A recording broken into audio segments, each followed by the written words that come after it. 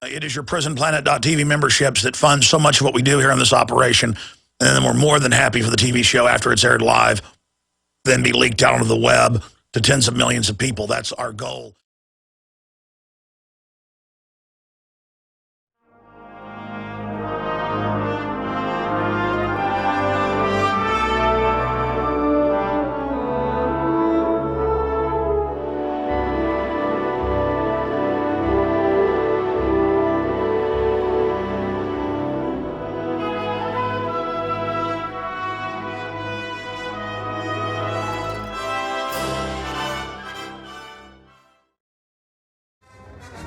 Welcome to the Infowars Alex Jones Show.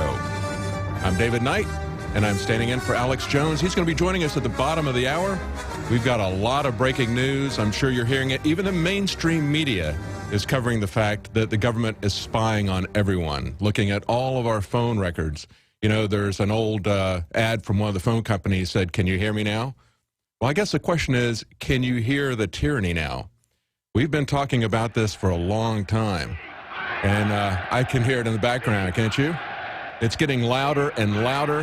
And for those of us who've been watching this for very long, it is getting deafening. And we're getting sick of this. This is something that isn't new. This is something that is newly getting the attention of the mainstream media. They haven't been paying attention, and most of the public hasn't been paying attention. You know, this breaking story from The Guardian, and here's some of the headlines. Let me just read you. This is, The Guardian says, NSA is collecting phone records of millions of Verizon customers daily. Now, this is a classified document that Glenn Greenwald of The Guardian leaked out. And kudos to him and kudos to the whistleblower who put this out. People need to see this stuff. Here's some more. Even the New York Times is covering this. How about that? U.S. is secretly collecting records of Verizon calls. Who would imagine that? The New York Times would tell us that. We've also got AP saying the government's scooping up Verizon phone records. Obama administration defends phone record collection. This is coming from the Business and Financial News. We've got Forbes. NSA Verizon spying order specifically targeted Americans and not foreigners. Now, see, that's the point here. Ron Paul pointed this out, and we've pointed this out. The FISA Act is a Foreign Intelligence Surveillance Act. Now, if you allow your government to act like criminals abroad, they're going to act like criminals domestically. They're going to be even more likely to act like criminals domestically because this is their turf. You know, they're basically a large gang, and when you allow them to kill people like this drone list kill, they're going to kill people in the U.S. in the same way. It's just a matter of time. And we've already got the FBI picking up witnesses to the or people who are just connected to the patsies that they're using for this bombing and killing them, shooting them 6 times, plus 1 in the back of the head for good measure. We've got the CBS talking about the Department of Homeland Security now says laptops and phones can be searched based on hunches. Oh, I've got a hunch. I don't have reasonable cause. I don't have a search warrant. I don't have constitutional authority. I've got a hunch. Let me have access to all your private papers, your personal effects. We've got WorldNet Daily, WND, says now the FBI wants a backdoor to all software. Certainly we can trust those guys, right? You know, they're trustworthy.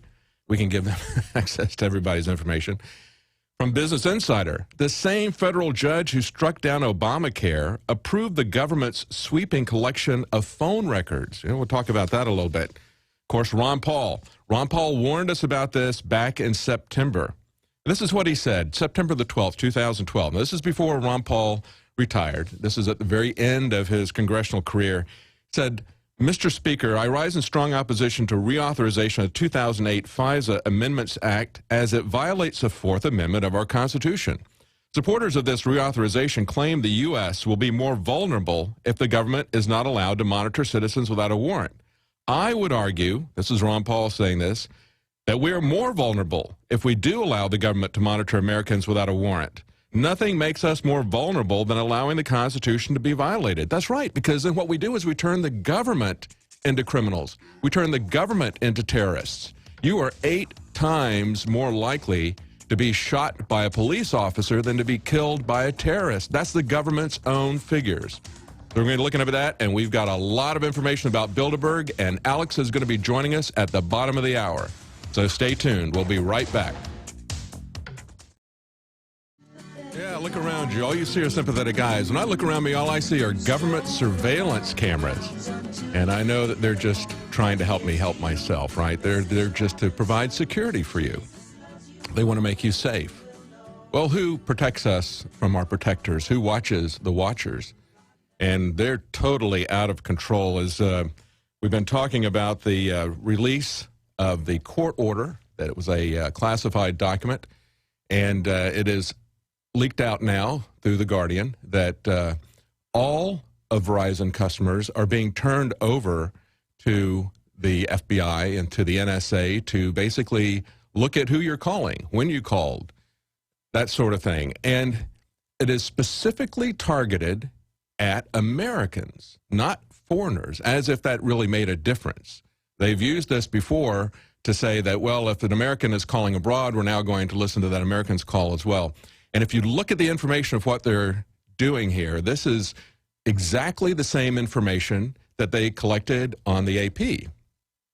And we said at the time that this was when they came out and told the AP that they were looking at who they were calling and the time of date and that sort of thing. We said at the time, they're doing that all the time. They're not just doing that, they're also recording their messages, their entire messages. That's the whole point of the Utah data center.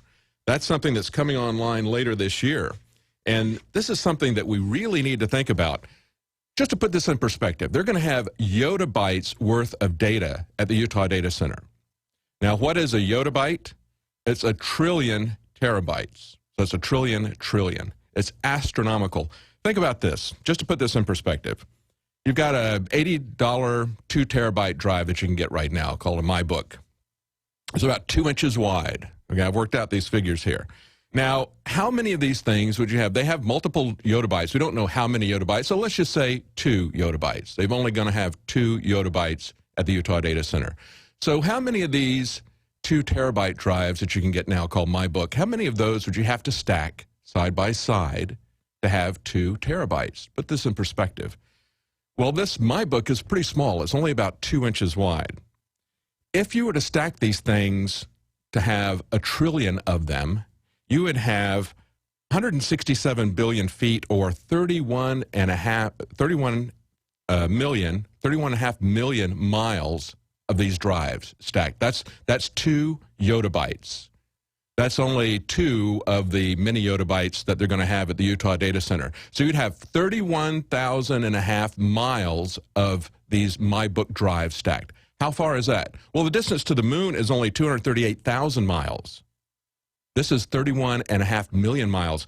You want to go to Mars, that's 48 million miles. So it's kind of like that. To give you an idea of how long it would take to travel to Mars, okay, if you're traveling by car at 70 miles an hour to Mars, assuming you could, 228 years. Or if you're traveling by jet, 747 speed, it'd be 32 years.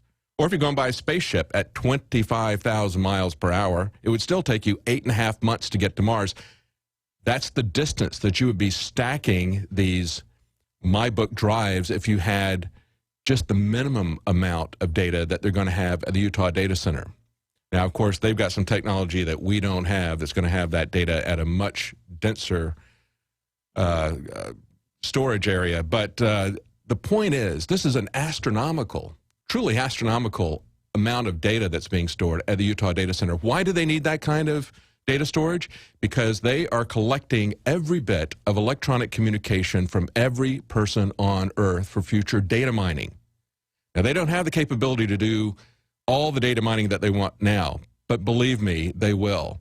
What you're looking at is something kind of like the Terminator, where they're going to, sometime in the future, they're going to go into your past and they're going to find information about you to incriminate you. You know, you don't have anything to worry about, do you? Well, what if you don't agree with the government's political views? What if your religion becomes outlawed? What if they want to blackmail you into doing something?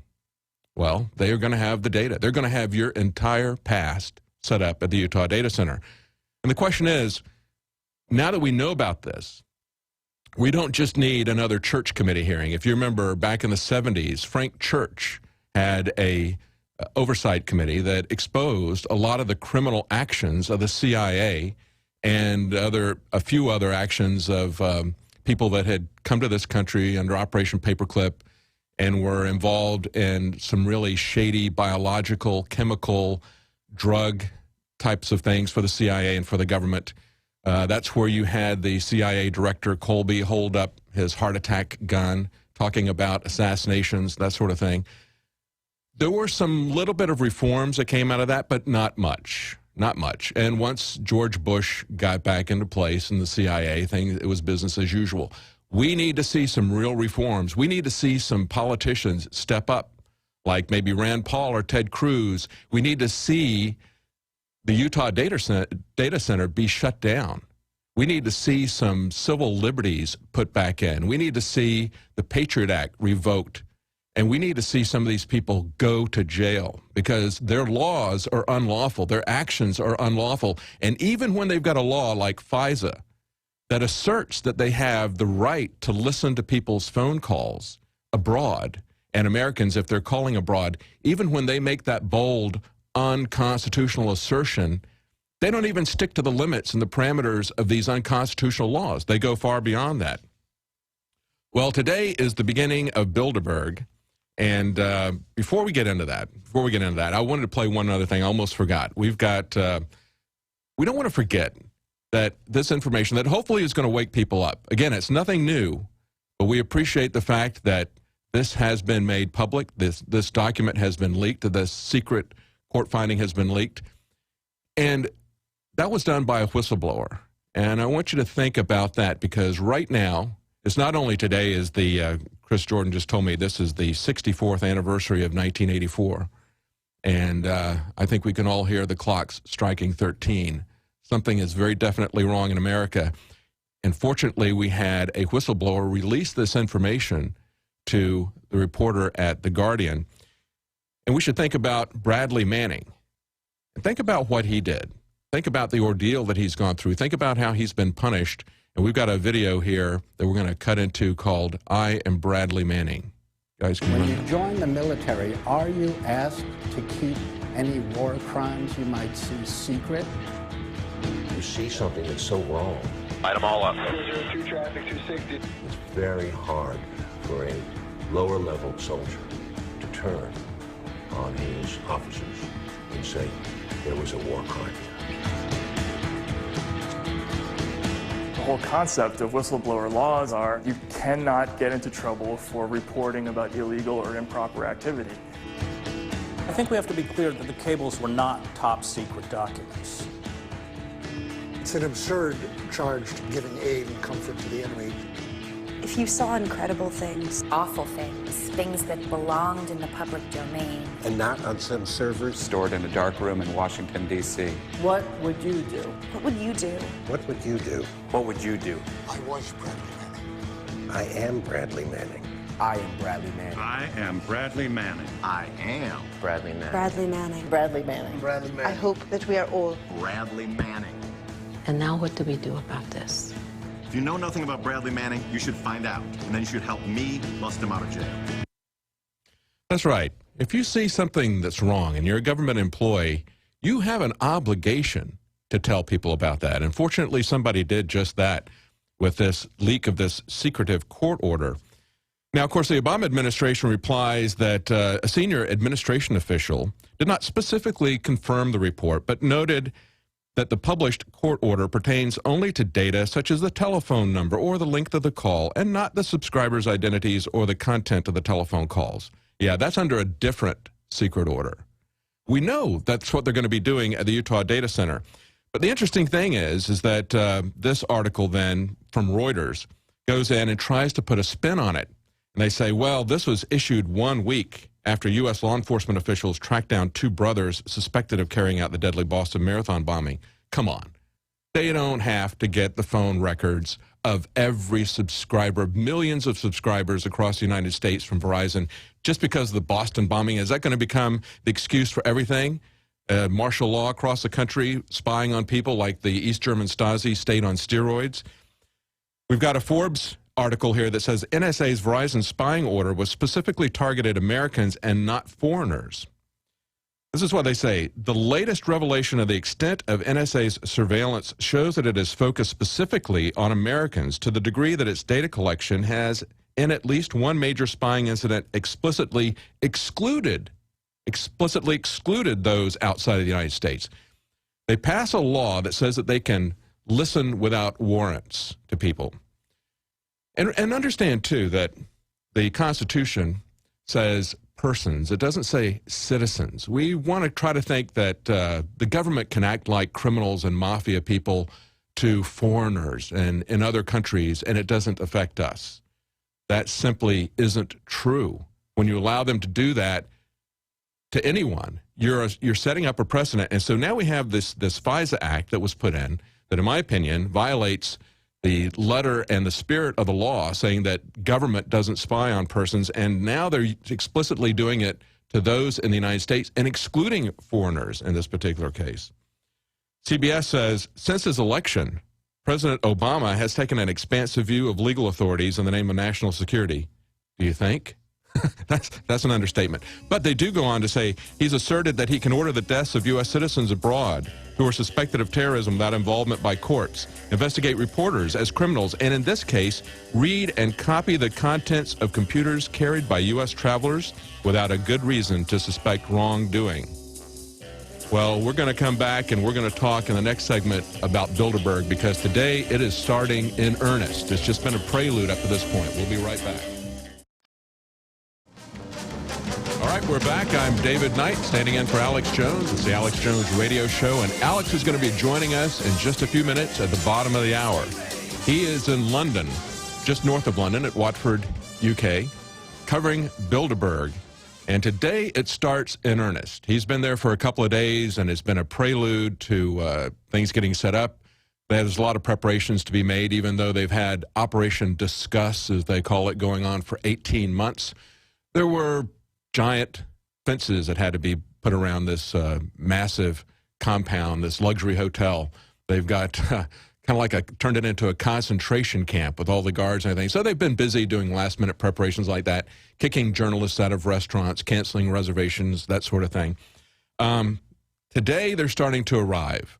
And today we've got, there you go, if you're watching that, you see some of the preparations. Alex was there when they were putting these massive concrete blocks out, and now they've turned if you've got a shot, I don't know if we've got a shot of that somewhere, they've essentially turned the place into a concentration camp, it looks like. This beautiful luxury hotel out in the middle of England, and of course, they're enacting police state tactics against people who are just trying to go out and walk their dog. If you go to our Ustream live feed, and you can find everything at Infowars.com/B, as in Bilderberg, you'll see our reports, our live reports that they're putting up there from Bilderberg on Ustream. And yesterday, Leanne got some video of a guy who was walking his dogs, or at least trying to walk his dogs, and he said, "You mean I can't walk my dogs because they're having this meeting?" Yeah, but it's nothing really to worry about. There's also another video that you must see where the BBC came out and said they wanted to interview Alex, and she did everything she could to try to provoke him to a rant. And Alex does a great job of talking about, it's amazing. He's talking about how the media has for years, for decades, ignored this, downplayed this. Even when he had footage of it, they said it didn't exist. And then the lady is saying, "Oh, but it's just a conspiracy theory, isn't it?" It's amazing footage to see. Unfortunately, we can't hear her as well as we would like to, because Leanne was taking pictures of her, and she would not say anything. And she broke off Alex before the interview, looks directly at Leanne and says, "Who are you?" And said, "I'm not going to talk as long as you're recording." So she had to go away. But somebody got a recording of at least what Alex was saying and his reactions to what she was saying, so you can tell about that. Now, today they're showing up at Bilderberg, and here's a headline from The Guardian. Bilderberg 2013 delegates arrive in blacked-out cars for their secretive summit. Isn't it interesting that we've talked for most of this show about how our government is looking at everybody's phone conversations, everybody's records. They're micro-managing every bit of information about us, saving it to data mine, and yet we can't even look at our royalty who is attending Bilderberg. Just amazing, the double standard. Here's some of the headlines at Infowars. Bilderberg member is set to speak on the record. Participant of the secret confab is set to talk with the BBC. Well, I'm sure that's going to be a great stand-up article. It's probably going to be a move along. There's nothing to see here. We're just trying to keep the world spinning. And, of course, that has to be done by corporations meeting in secret with politicians. At the very same time that in the UK they've got a massive lobbying scandal. And it hasn't been that long since we've had lobbying scandals. Remember Jack Abramoff? Of course, there was nothing to see there. We just move along. I'm sure he was just playing golf with people. Also, massive police operation effect as the Bilderberg confab convenes. What we talked about earlier, residents experiencing a virtual police state. And listen to this. The would-be world's biggest oil merger is agreed at Bilderberg. From Steve Watson, Shell and BP deal would be the biggest corporate deal ever. That's the kind of stuff. Of course, we can't know what's going on there, and it's not just deals that are going on between private companies. The same kind of deals are going on between the corporations who control these politicians and the politicians who are going to implement their plans for world governments. They're breaking everything down right now, into trade zones. Europe is one of the key ones. The Euro and the European Union is one of the key trade zones. NAFTA is the other one. Once they can get those two in place, it's going to be very easy to break the entire world into 10 trade zones. Africa will be another one, so forth. Then just consolidate everything into one world government. And so what we have here at Bilderberg is world governance by a global elite who are agreeing to this agenda. We've seen leaked memos, and the BBC knows that these memos are out there. They've actually reported on them in the past. They've reported on the WikiLeaks documents exposing the Bilderberg memos. Also, the media is complicit in the Bilderberg cover-up. Yeah, you think? We're going to be talking about that right after the break, and Alex is going to be joining us in just a few minutes. So stay tuned. He's there with Leanne McAdoo and Paul and Steve Watson. And also, Richard Reeves is doing some camera work and staff stuff. So we're going to be talking to all of them in just a few minutes. Stay tuned. Welcome back to the Alex Jones Show. I'm David Knight, standing in for Alex. He'll be joining us in a few minutes, live from London, where he's covering the Bilderberg conference. Yes, we're going where the mainstream media is afraid to go, at least the mainstream media in the U.S.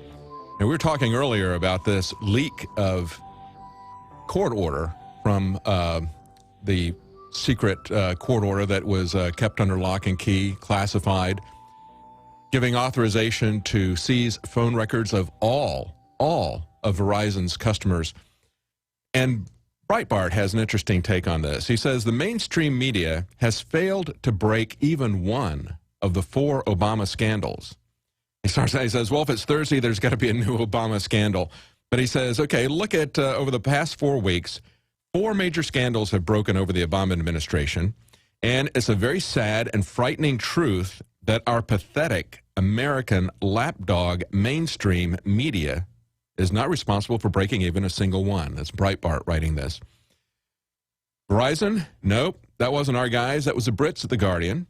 The IRS? No, that wasn't our guys. The IRS broke their own scandal with a planted question. The Justice Department's seizure of AP phone records? No, that wasn't us. Believe it or not, the Associated Press didn't even break the story about the Associated Press being spied on by the U.S. government. Like the IRS, we only found out about it because the Justice Department outed itself. And then he says, Benghazi, are you kidding? With a couple of rare exceptions, Jake Tapper, Cheryl Atkinson, the media has spent the last 8 months attacking those who reported it, Congress and Fox News, instead of seeking the truth. That's welcome to the club. I mean, that's what's been happening at Infowars for years. Alex has been attacked by the very media that ignores the breaking stories. And you'll see that at Bilderberg, there are the owners of the mainstream media. The Washington Post is there, the owner. But you're not going to see Washington Post coverage of Bilderberg. You do see it, however, breaking in London.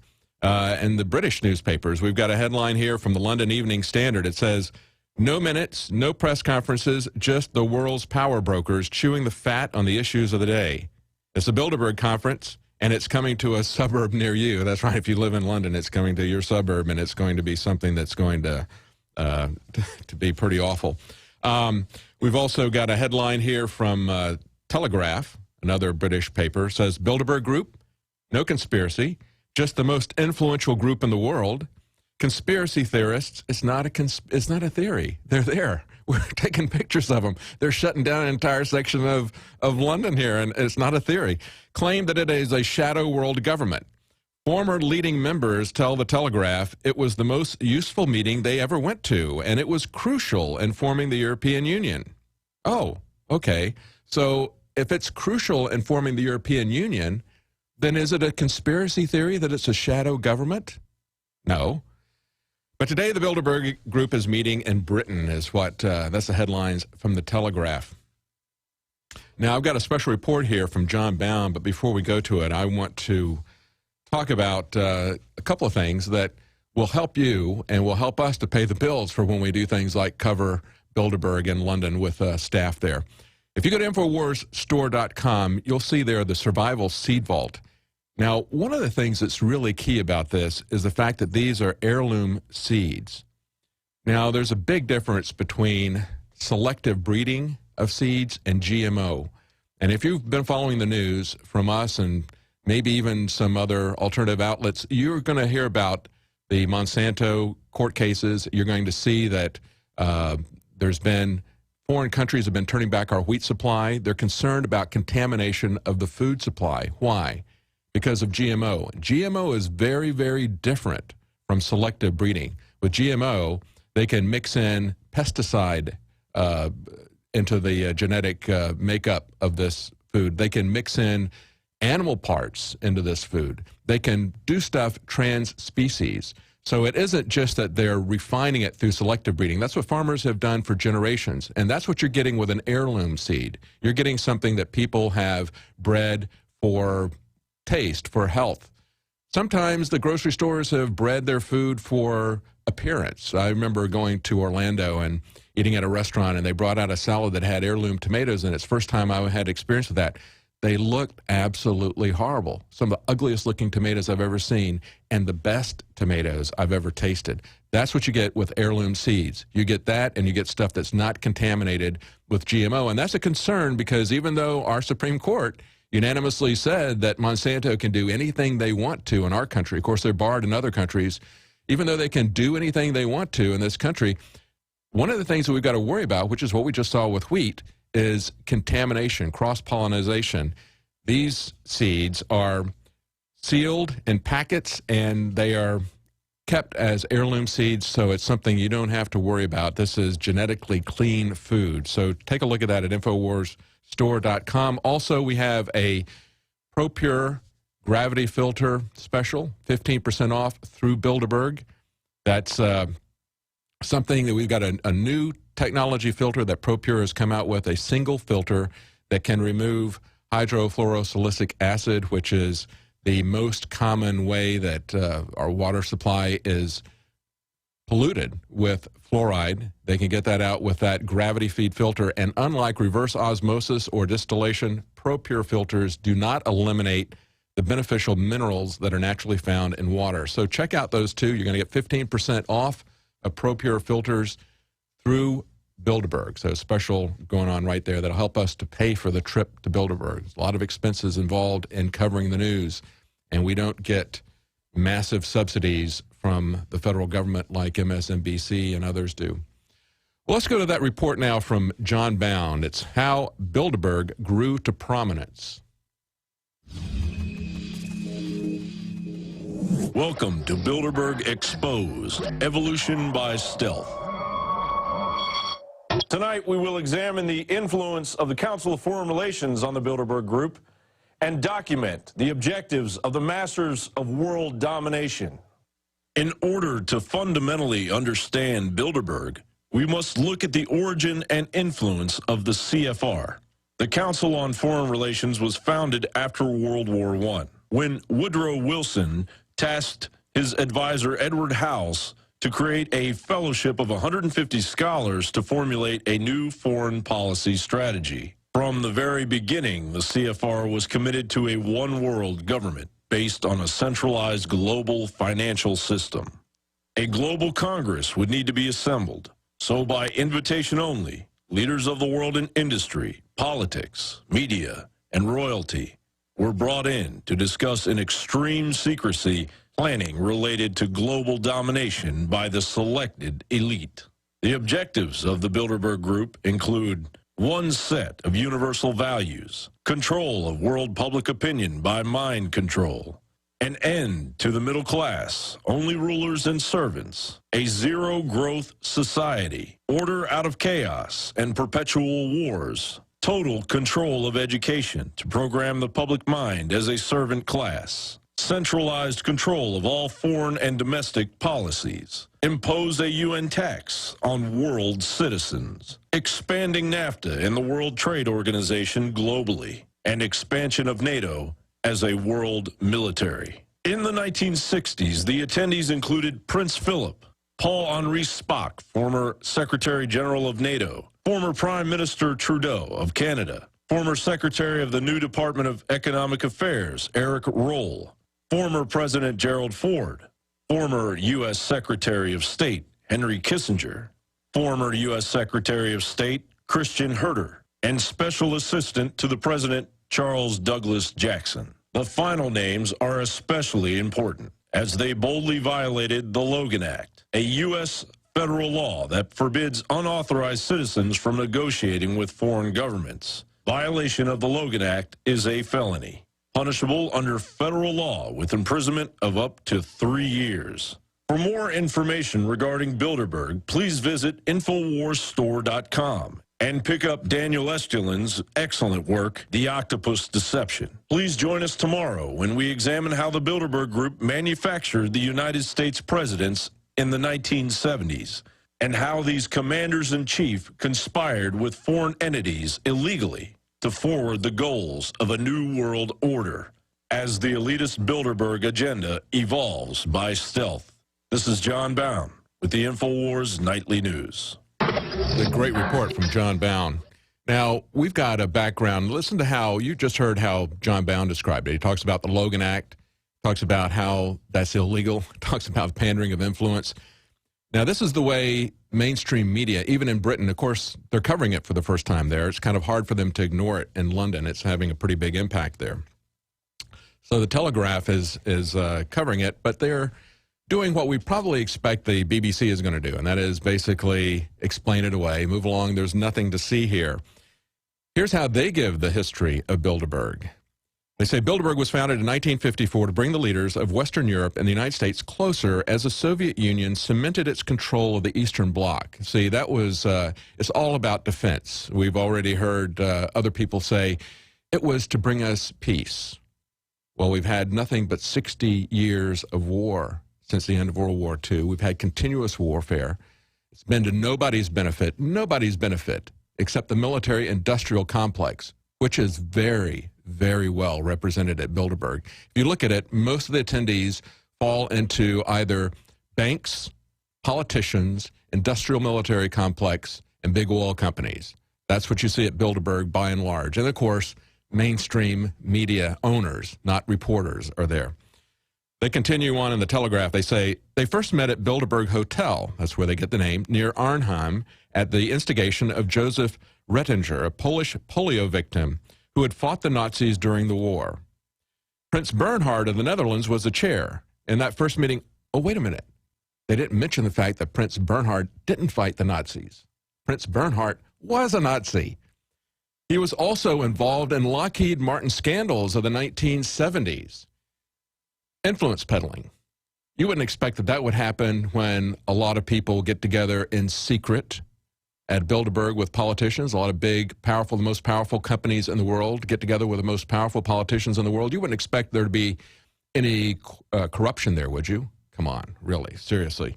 In that first meeting, the participants included bankers, economists, and the future labor leader Hugh Gaitskell, and they debated the communist threat and the prospect of European integration. They didn't just debate the prospect of European integration. They planned it. They coordinated it. They conspired. You know where that word comes from, conspire? It's interesting. It's breathe together. Breathe together. That's what these guys were doing. They were breathing together to create the euro and the European Union. How's that working out? What we see there is we see Goldman Sachs executives put in charge of companies, imposing spending limits on them, telling them how to run their country, whether you agree with it or not, telling them how to run their country, and deposing democratically elected leaders.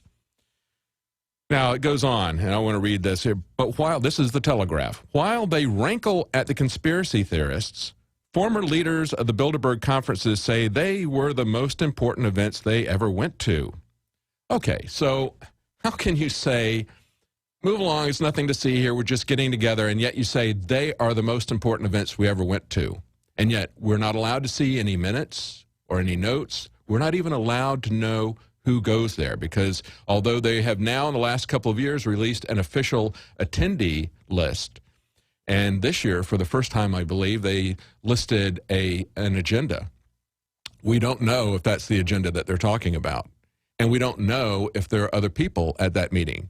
That was what Alex was talking about. That's why why do you think they're blacking out the cars? I mean, if they've told us that Henry Kissinger is going to be there, does Henry Kissinger really need to come into a black limo?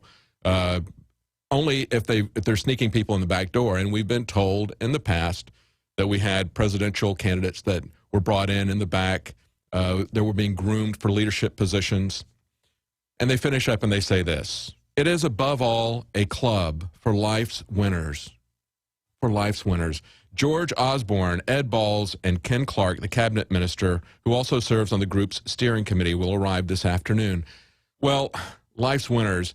George Osborne and Ed Balls are the Chancellor of the Exchequer and the Shadow Chancellor of the Exchequer. This would be like the Treasury Department showing up and the opposition party's Chancellor, Treasury Department. This is all in the midst of a major scandal that's going on. We've had in the last week, just at the end of last week, we had 3 members of the House of Lords have to step down because of a sting that was done by a newspaper there, showing them agreeing to take bribes to peddle influence. We have a 4th person who, just prior to that, was also involved in a journalism sting.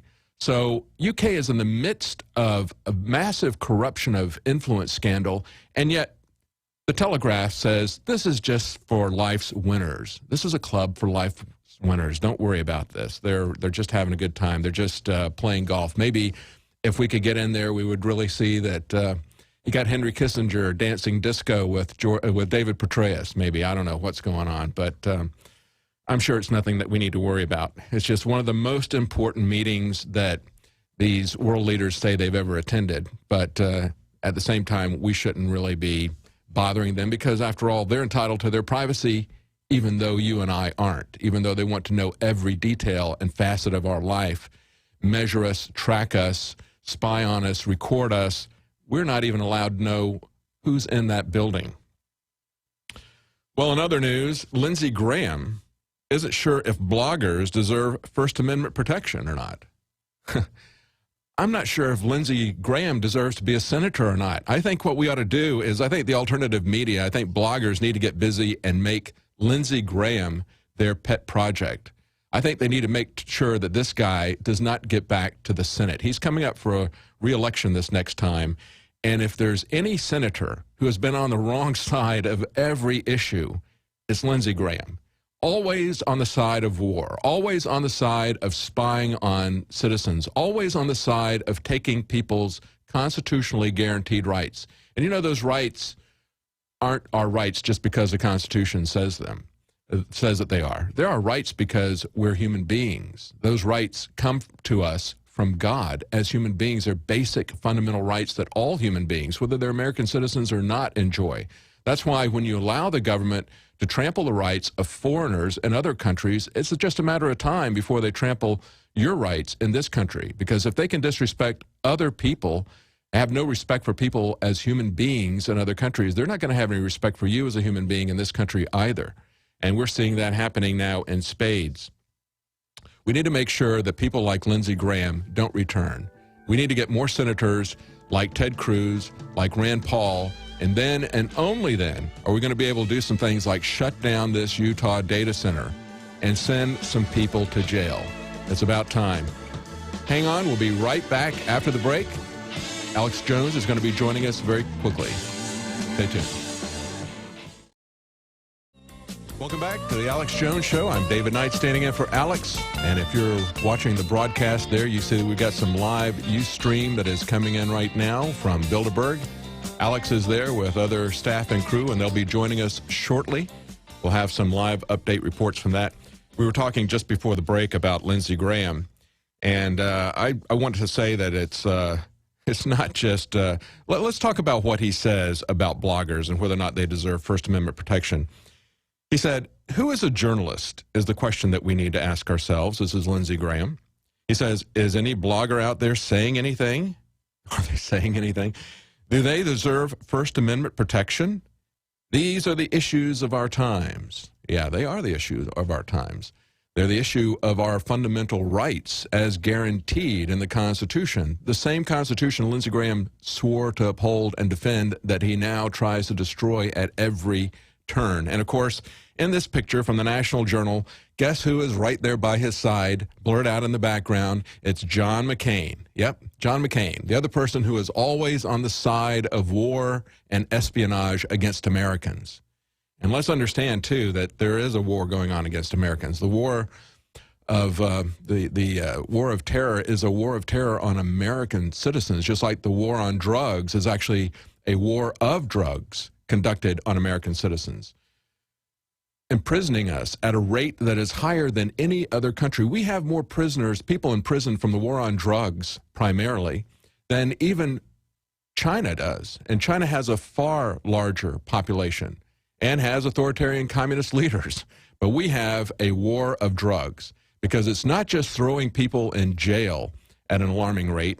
It's also the fact that we went into Afghanistan and the Taliban had reduced the drug production there for poppy-based drugs like heroin and cocaine. They had reduced that to 10% of the world's supply. It had been one of the leading areas of the supply of drugs, and that's one of the reasons we had to get the Taliban out of there, because we needed to get that drug flow going again. That's one of the major ways the CIA funds itself, is with illegal drugs. So we had Petraeus go in there, and they, after American presence there, after we threw the Taliban out, we went from 10% to 90% of the world's supply coming from Afghanistan. It looks like we've got some more footage there that's streaming live. Do we have Alex and crew there coming in live, guys? Okay, we don't have any audio yet, but it looks like they're panning around there. We can see there's a lot of people starting to gather. This is actually the first day of Bilderberg. They have been doing preparations up to this point. They blocked off the hotel from Tuesday on just so they could, I guess, get the place disinfected. You know, I can imagine they're going around with these little things they put on the toilet seat lids for Henry Kissinger and company so that they know that they've disinfected the whole place from all those rabble that would normally go in there and spend several $1,000s a night to stay in that hotel. They're going to get the place cleaned up and debugged in every sense of the word. So we're going to be joining them before too much longer. But again, we were talking about Lindsey Graham and deciding who and who is not a journalist. Now, understand that the First Amendment does specifically mention the press. But it is not just the press that has free speech. Every American has free speech, and every American has freedom of religion. It's not just churches or church leaders who have freedom of religion. It's every single person. And I misplaced the article here somewhere, but there is just breaking in the last couple of days, there was a fellow who was a valedictorian, and he was prohibited from making any statements about his Christian belief, and they stopped the prayer. When he got up to make his speech, he tore up his approved speech and said what he wanted to. That's what we all have to do. That's the spirit that we need from bloggers. Stay tuned. We'll be right back with Alex from Bilderberg in London, right after the break. Welcome to the Alex Jones Show. I'm David Knight, filling in for Alex. Alex is in London, confronting Big Brother, going places the mainstream media will not go. And we have, there's a 6-hour difference between the time here in Austin and the time in London. So he's been out at Bilderberg today, bullhorning and speaking and doing quite a bit of work earlier. And we've got a video that was uploaded live from there that we're going to cut to in just a second. Alex is on his way back to the hotel where he's going to come in and start doing the show in just a few minutes. Let's go to that cut right now. Mainly the media moguls and people like Peter Thiel are openly debating on the real agenda this year, going public and having real transparency. And so I tell you now, it's time for you to speak to the press, and it's time for you to be honest about the things you've done before more of you get indicted like you did back in the 70s with the Lockheed Martin scandal. So know this, we're aware of your lobbying, we're aware of you behind the closed doors, trying to get your fingers into the government stream of money, and we are here to point out that this is going on, and it's outrageous that many of you are worth 10, 20, 30, 40, $50 billion that attend this, and that you would make the taxpayers fit most of the bill for the iron fence that you've demanded that be built around the compound that you're meeting in. It is disgusting, and it's nothing but a exclamation point illustrating how we pay for your whole life and your whole world, and most of you are a bunch of stinking parasites.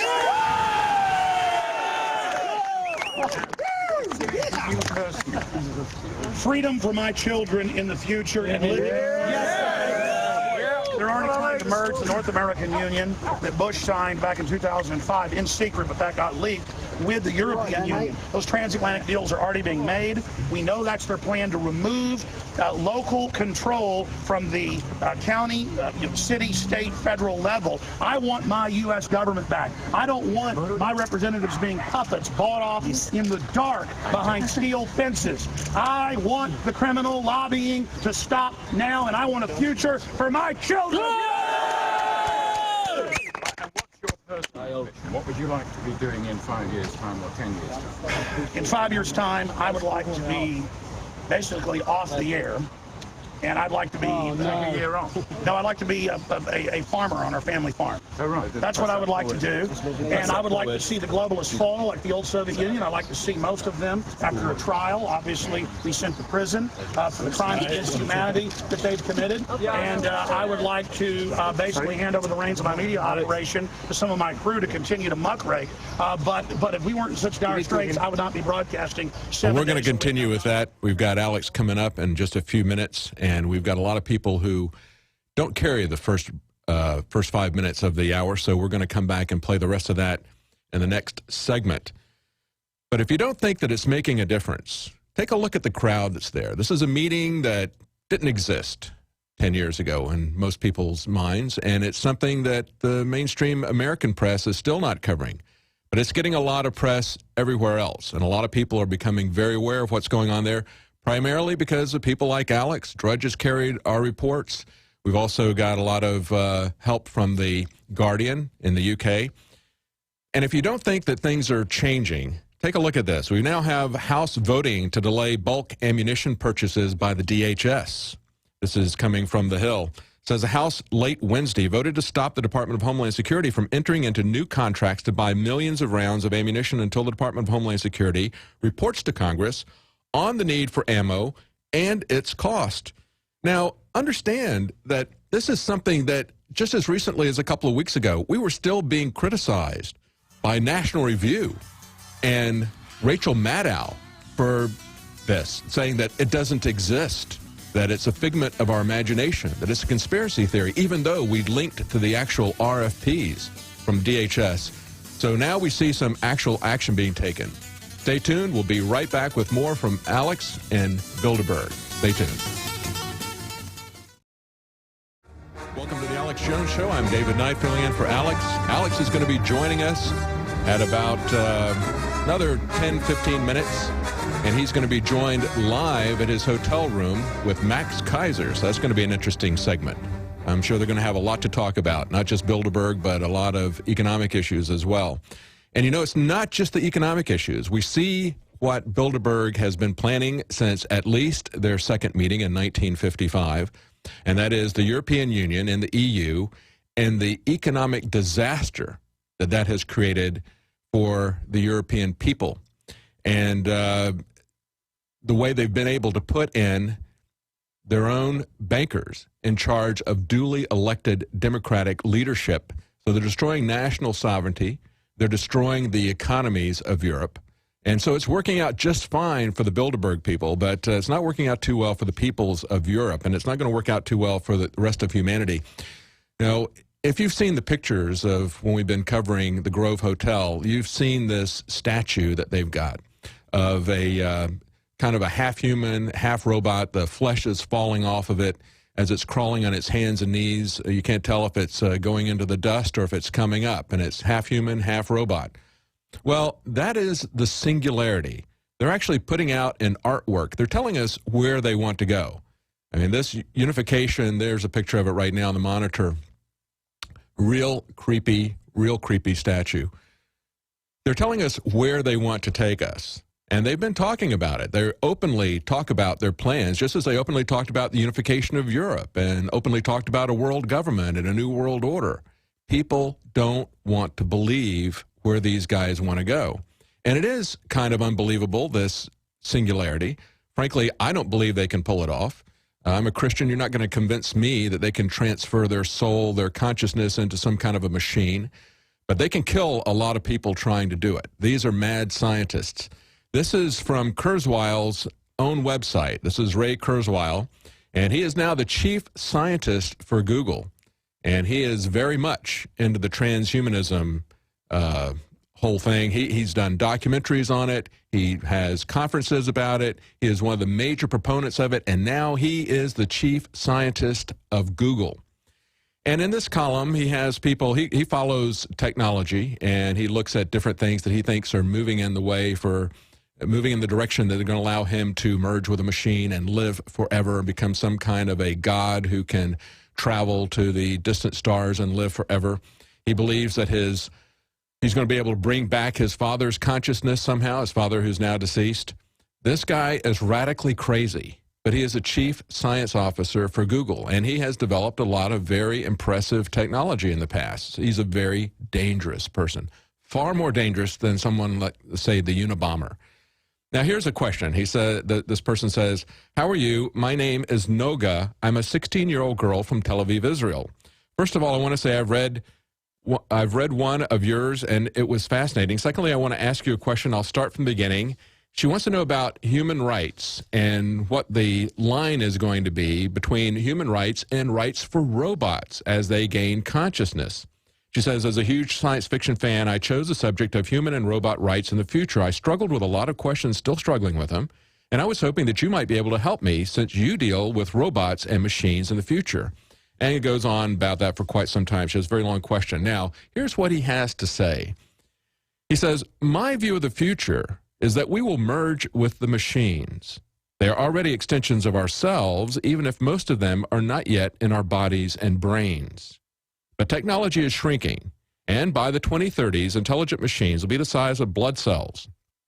And we will have millions of nanobots in our bloodstream, augmenting our immune system." Oh, he's been talking to Bill Gates, I guess, about his new vaccine program, huh?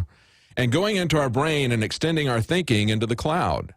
The non-biological portion of our intelligence will rapidly expand exponentially, so that by the 2040s, we will be almost entirely non-biological. So we will become the machines." That's what he imagines. And these are the same people who want to see the world's population reduced by anywhere from 90 to 99%. See, they want to be the ruling global elite. We're talking about the 1% of the 1% of the 1%. You know, the kind of people that are meeting at Bilderberg, the kind of people that have this eugenics agenda. And they openly proclaim it with things like that statue that's on its knees out there. I don't know what it's called, a Skeletor or something like that. It truly is a creepy skeleton. And we're joined now live by Alex and Max Keiser in London. Hello, Alex. No, I'm not ready to go to him yet. Okay, he's not ready just yet. So he'll be with us in just a moment. They're still setting up some technical issues there. We also have, in breaking news, the signing stage just began for the UN Arms Trade Treaty. Now, this is something that is set up to increase the government's scope and depth of registration. This was something that passed in the UN. It still has to be ratified in the United States. And there is some hope. This is an article from the New American, I believe. And yes, it is. It's the New American. And they're talking about the fact that there has been some pushback from some senators who are supporting our constitutional rights, our God-given rights. And they have put some language in that would effectively block this. But we also have to worry about the danger that it only takes 2/3 of the senators who are present to sign on to a treaty. It's not 2/3 of the senators, but 2/3 who are present. And they have until sometime in August, I believe, if I read the article correctly, before this expires. So they have that long to sign on to it. So throughout the summer, we have to worry about Obama and other Democrats coming in and signing this under the cover of darkness. And we have some other information here from some other breaking news. We've got some classified documents talking about how CIA drone strikes often killed unknown people. This is from Russia Today, and that's no new breaking news, but we do have some breaking news from Alex, so let's go to him right now.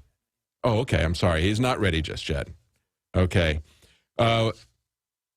It's not new that drone strikes have been killing unknown people, that they've been killing masses of people. And we now have a former drone operator say that he is haunted by his part in more than 1,600 deaths. A former Air Force drone operator who says he participated in missions that killed more than 1,600 people remembers watching one of the first victims bleed to death. Brandon Bryant says he was sitting in a chair at a Nevada Air Force base operating the camera when his team fired 2 missiles from their drone at 3 men walking down a road halfway around the world in Afghanistan. The missiles hit all 3 targets, and Bryant said he could see the aftermath on his computer screen, including thermal images of a growing puddle of hot blood. The guy was running forward, missing his right leg. And I watched this guy bleed out, and I mean, the blood is hot, looking at the thermal image. This is it's so tragic. Like I said, when we have a government that openly assassinates anyone that they want to anywhere in the world, it is a matter of time before that happens here in the U.S., and we've already seen what appears to be the FBI executing people who might have a different version of their official story. And one last thing before we go to Alex, I would encourage you to take a look at an Operation Paul Revere entry called American Drone. We posted it on our YouTube channel by permission. It's part of the Operation Paul Revere contest, and it goes over this very thing, a very good short film dramatizing exactly what we're seeing here, and that is people who are engaged in these unlawful acts developing a conscience about it. Now we're ready to go to Alex now. We've got him on the line. Is that correct?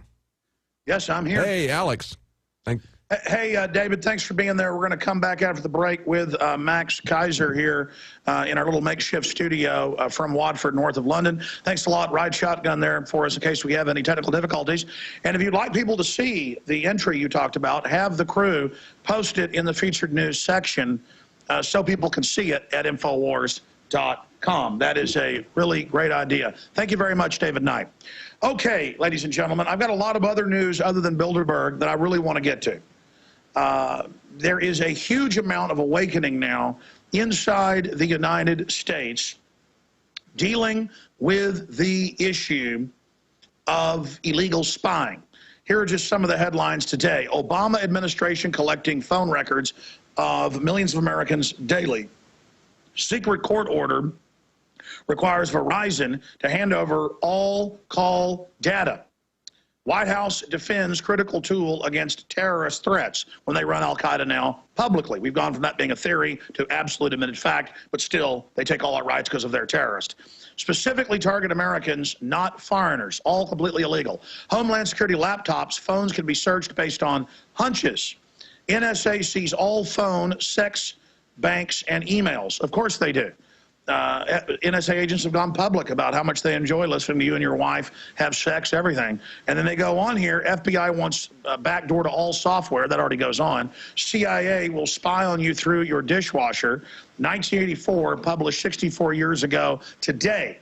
That's the smart way drudgereport.com takes all the latest breaking news and then puts it together with 1984 has now arrived 60+ years later, 64 years ago today. And I'm in the country, airstrip 1 of 1984. That's a story. That's a report. That's information. Today, 1984, 64 years after it was published in 1948, and we have gone beyond it. But we kind of have two worlds and a paradox here. This great tyranny that's beyond 1984, but still people think they're free, think there's free press, think they have a right, so they really are free. But you have this corrupt world trying to absorb everything, and it's taken over the banking, it's taking over the media, it's using government regulators to shut down their competition. It is truly unprecedented. So when we come back, we're going to have Max Keiser in studio to talk about the amazing coverage. I got interviewed, no exaggeration, by like 10 international media outlets today. So the word is really getting out, and we saw Queen Beatrix and more. Stay with us. All right, folks, I am here with Max Keiser live in studio, and I do intend to take some of your calls in the next hour, so crew, make me do it, because I want to hear from people specifically that are in the UK, the hundreds of people that were already out there today. And I predicted just hundreds the first day, probably 1,000 the next day, and then maybe 2,000 on Saturday when everybody can get up here. And there is parking. Well, I don't want to get into logistics. We do an article on logistics for people for Infowars.com/Bilderberg. Now, Max Keiser was a very successful stockbroker on Wall Street before he retired at an early age, the inventor of the Hollywood Stock Exchange virtual trading system used by Counter and Fitzgerald. That's now used on many trading markets around the world. You know who he is. He doesn't need to be introduced, and he's had TV shows on BBC, Al Jazeera, RT right now, Press TV. You name it, he's got it. And I wanted to get his take on Bilderberg 2013, so he's here. But I got to say this. Max Keiser kept saying, you got to come to Europe, you got to come to England. I'd been here like 7 years ago and been here before that. And maybe every 50th person I would cross down the street, would say, hey, Alex Jones, I got mobbed. A third of the people on the train, just walking down the street, people hear my voice. We have more listeners in England of every race, color, and creed, religion than we have in the United States, in Austin, Texas, my main command center. Max, it's great to have you here. I don't want to talk about myself here, but you brought this up today. But I mean, what does this mean? Not about Alex Jones, that alternative media is that popular, because everybody knows you too. Well, as I've been saying when I've been on your show before, is that when I travel around Europe, people ask me about Alex Jones. And I think it's because English is the universal language around the world, and people are hungry for alternative media, and they gravitate toward Alex Jones. So, yeah, you're well known all over Europe, everywhere I've gone. Even when I was in Cairo, people in the Tahrir Square would say, we listen to Alex Jones. So here you are in Bilderberg, here you are in Watford, and I personally have had a bit of a learning curve because, you know, my feeling about Bilderberg over the years has been that, do I really care about Bilderberg? But I think this year is a watershed year, where now they've got their media kit, they're on the media offensive, they realize they're under the scrutiny, and they're now being positioned as yet another one of these Davos, G8, IMF, global conferences where people get together, and they shouldn't be doing what they're doing behind closed doors. And thanks to the effort from you and other independent media now, we're finally getting somewhere with this, I think. It's incredible. I want to get into the breaking news. I mean, I talked to the well-known guy on Newsnight. He's like one of the biggest TV personalities here in the country. I forget his name. What is it, Watson? John Sargent, this famous guy. You know who he is. You've been on BBC as a host. And they told us, they said, no, Bilderberg's going to probably give us an interview. They're pretty freaked out by this. I went and met with him. He interviewed me. He goes, I'm going to have a special lunch now. And he got in his car and, from what I saw, drove in. I was like, oh, special lunch.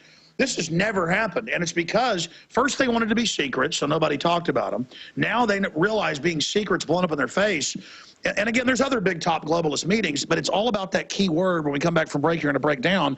You crystallize it. It's collusion. Why is Bilderberg dangerous?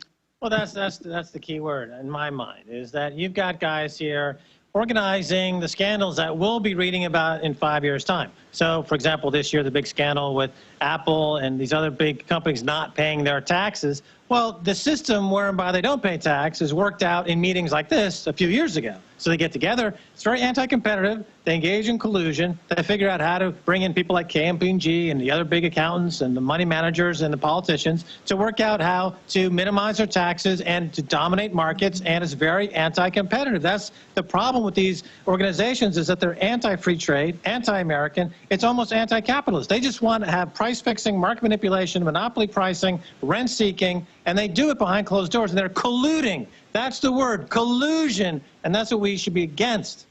And we're in the middle of probably one of the biggest lobbying scandals ever in UK history. There's the big secret lobby. They've been indicted before with Lockheed Martin for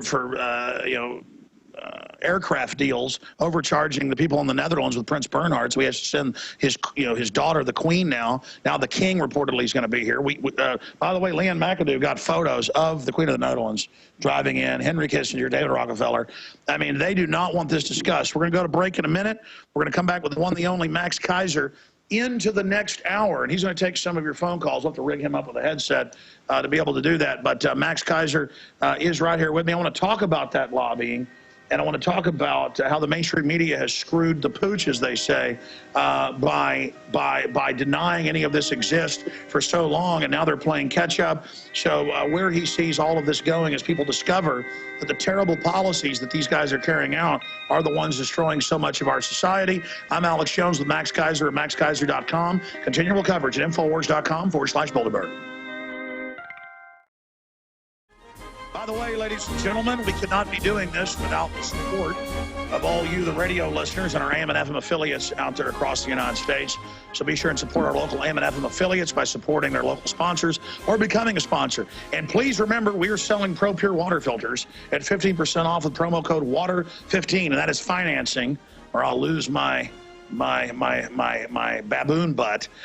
We're financing this operation in a win-win with ProPure, with the British-made filters, the Pro One filters, all of it stainless steel. That's how I'm financing this trip with a sale, win-win-win, the lowest price anywhere, 15% off.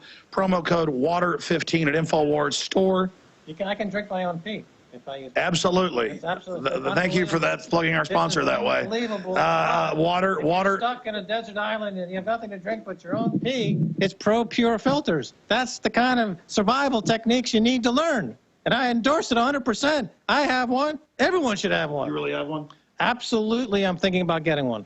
Absolutely. I may be getting one. It's not like a Frank Herbert still suit. You can't crap in it yet. No, well, that's coming, isn't it? Because the technology is always evolving. But that in France, they call that foie gras. La chambre de béton, les dingoments. I did media. Yeah, there was a media scrum out there following all this, and I did one interview in French, which I was very proud of.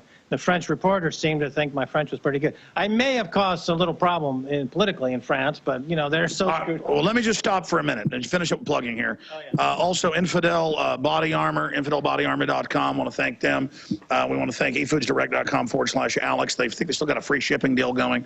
One of the best deals you can get out there. So that's what's financing all this. Plus, I try to go out and find really good products. If you hear me endorsing it, I believe in it. Books, T-shirts, videos, films, InfoWarsStore.com or 888-253-3139. Now, here's the problem. I get up here on air, and I have hundreds of great points I want to make as I'm driving over here or as I'm getting ready to go live on air. And then I go on air, and I don't cover it all. So Max is going to talk here for about 10 minutes because he's got plenty to say. He doesn't need to get ready. I'm going to write some notes of points I want to make that are important and all the groundbreaking stuff that's going on. And just the fact that I was told by 2 senator aides and a major media mogul, I mean a guy worth very close to $1 billion, that, oh, Peter Thiel's a good guy. He'd like to meet with you. And I just didn't follow up on it. I was just like, no, thanks. I probably should have said, yeah, put me on the airplane right now. You know, that, hey, Bilderberg, the new people don't like what's happening. They want to fix things. Yeah, the globalists have stolen the whole world through fraud. Now they want to play nice. But the point is that I'd play nice if they would just stop Agenda 21, stop the shutdown of society. So I've got all these huge things I need to get to, and Max does as well, and I'm going to kind of collate those and cover them, and we're going to be taking your phone calls. Max is very gracious. He had international media. I'm not bragging. It's just showing that now we've gone from nobody at these things to, I'm not exaggerating, I was interviewed by Italian media, Russian, Al Jazeera, Press TV, 5 BBCs, 6 BBCs actually, and a bunch of others, so it's like 11 or 12 international outlets. It's already airing. I was interviewed for the Alex Jones show, the top morning show with the attractive woman named Alex Jones. I'd say, hey, you can marry me, and then you won't have to change your name. Of course, I love my wife. It's a joke. Honey, it's a joke. But that's why they actually wanted me on, was to make that joke, so I learned that joke from them. But I want to get serious here with Max Keiser. Max, earlier, you were ranting as we were driving in the car incredibly eloquently about why Bilderberg is important, about what they're setting up, about what they're doing, about where this is going. And and the fact that their policies have put them in charge, but now everybody knows they did the robbing. So recap all those points you made and why you think this year is so important. Max Keiser at maxkeiser.com. Okay, Alex Jones. Well, as I was saying before the break, leading up to this year, Bilderberg had a bit of negative connotations because it was almost synonymous with this idea of conspiracy therapy. Conspiracy therapy. They can electroshock therapy us, and we love government. Exactly. So they just put the prods in there, set it up to 800 megawatts. Therapy! Conspiracy therapy! So, so it's a theory, and it's like synonymous with this idea. So, talking about it, it almost puts you into a category instantaneously of where there's a credibility issue. But because of guys like yourself and others, you keep hammering and hammering and hammering. Now I think there's a breakthrough where you understand now that what's really Bilderberg is another one of these confabs where people get together and they plan economic sabotage for themselves and economic manipulation, financial manipulation, et cetera. And they're doing this all by themselves, for themselves. And now, as you point out, the global media is kind of focused on this. I myself, I will admit this, I have not been Mr. Bilderberg following for the last few years. I've even covering Davos and stuff where they're doing the same thing. Yeah, I cover these things. I have.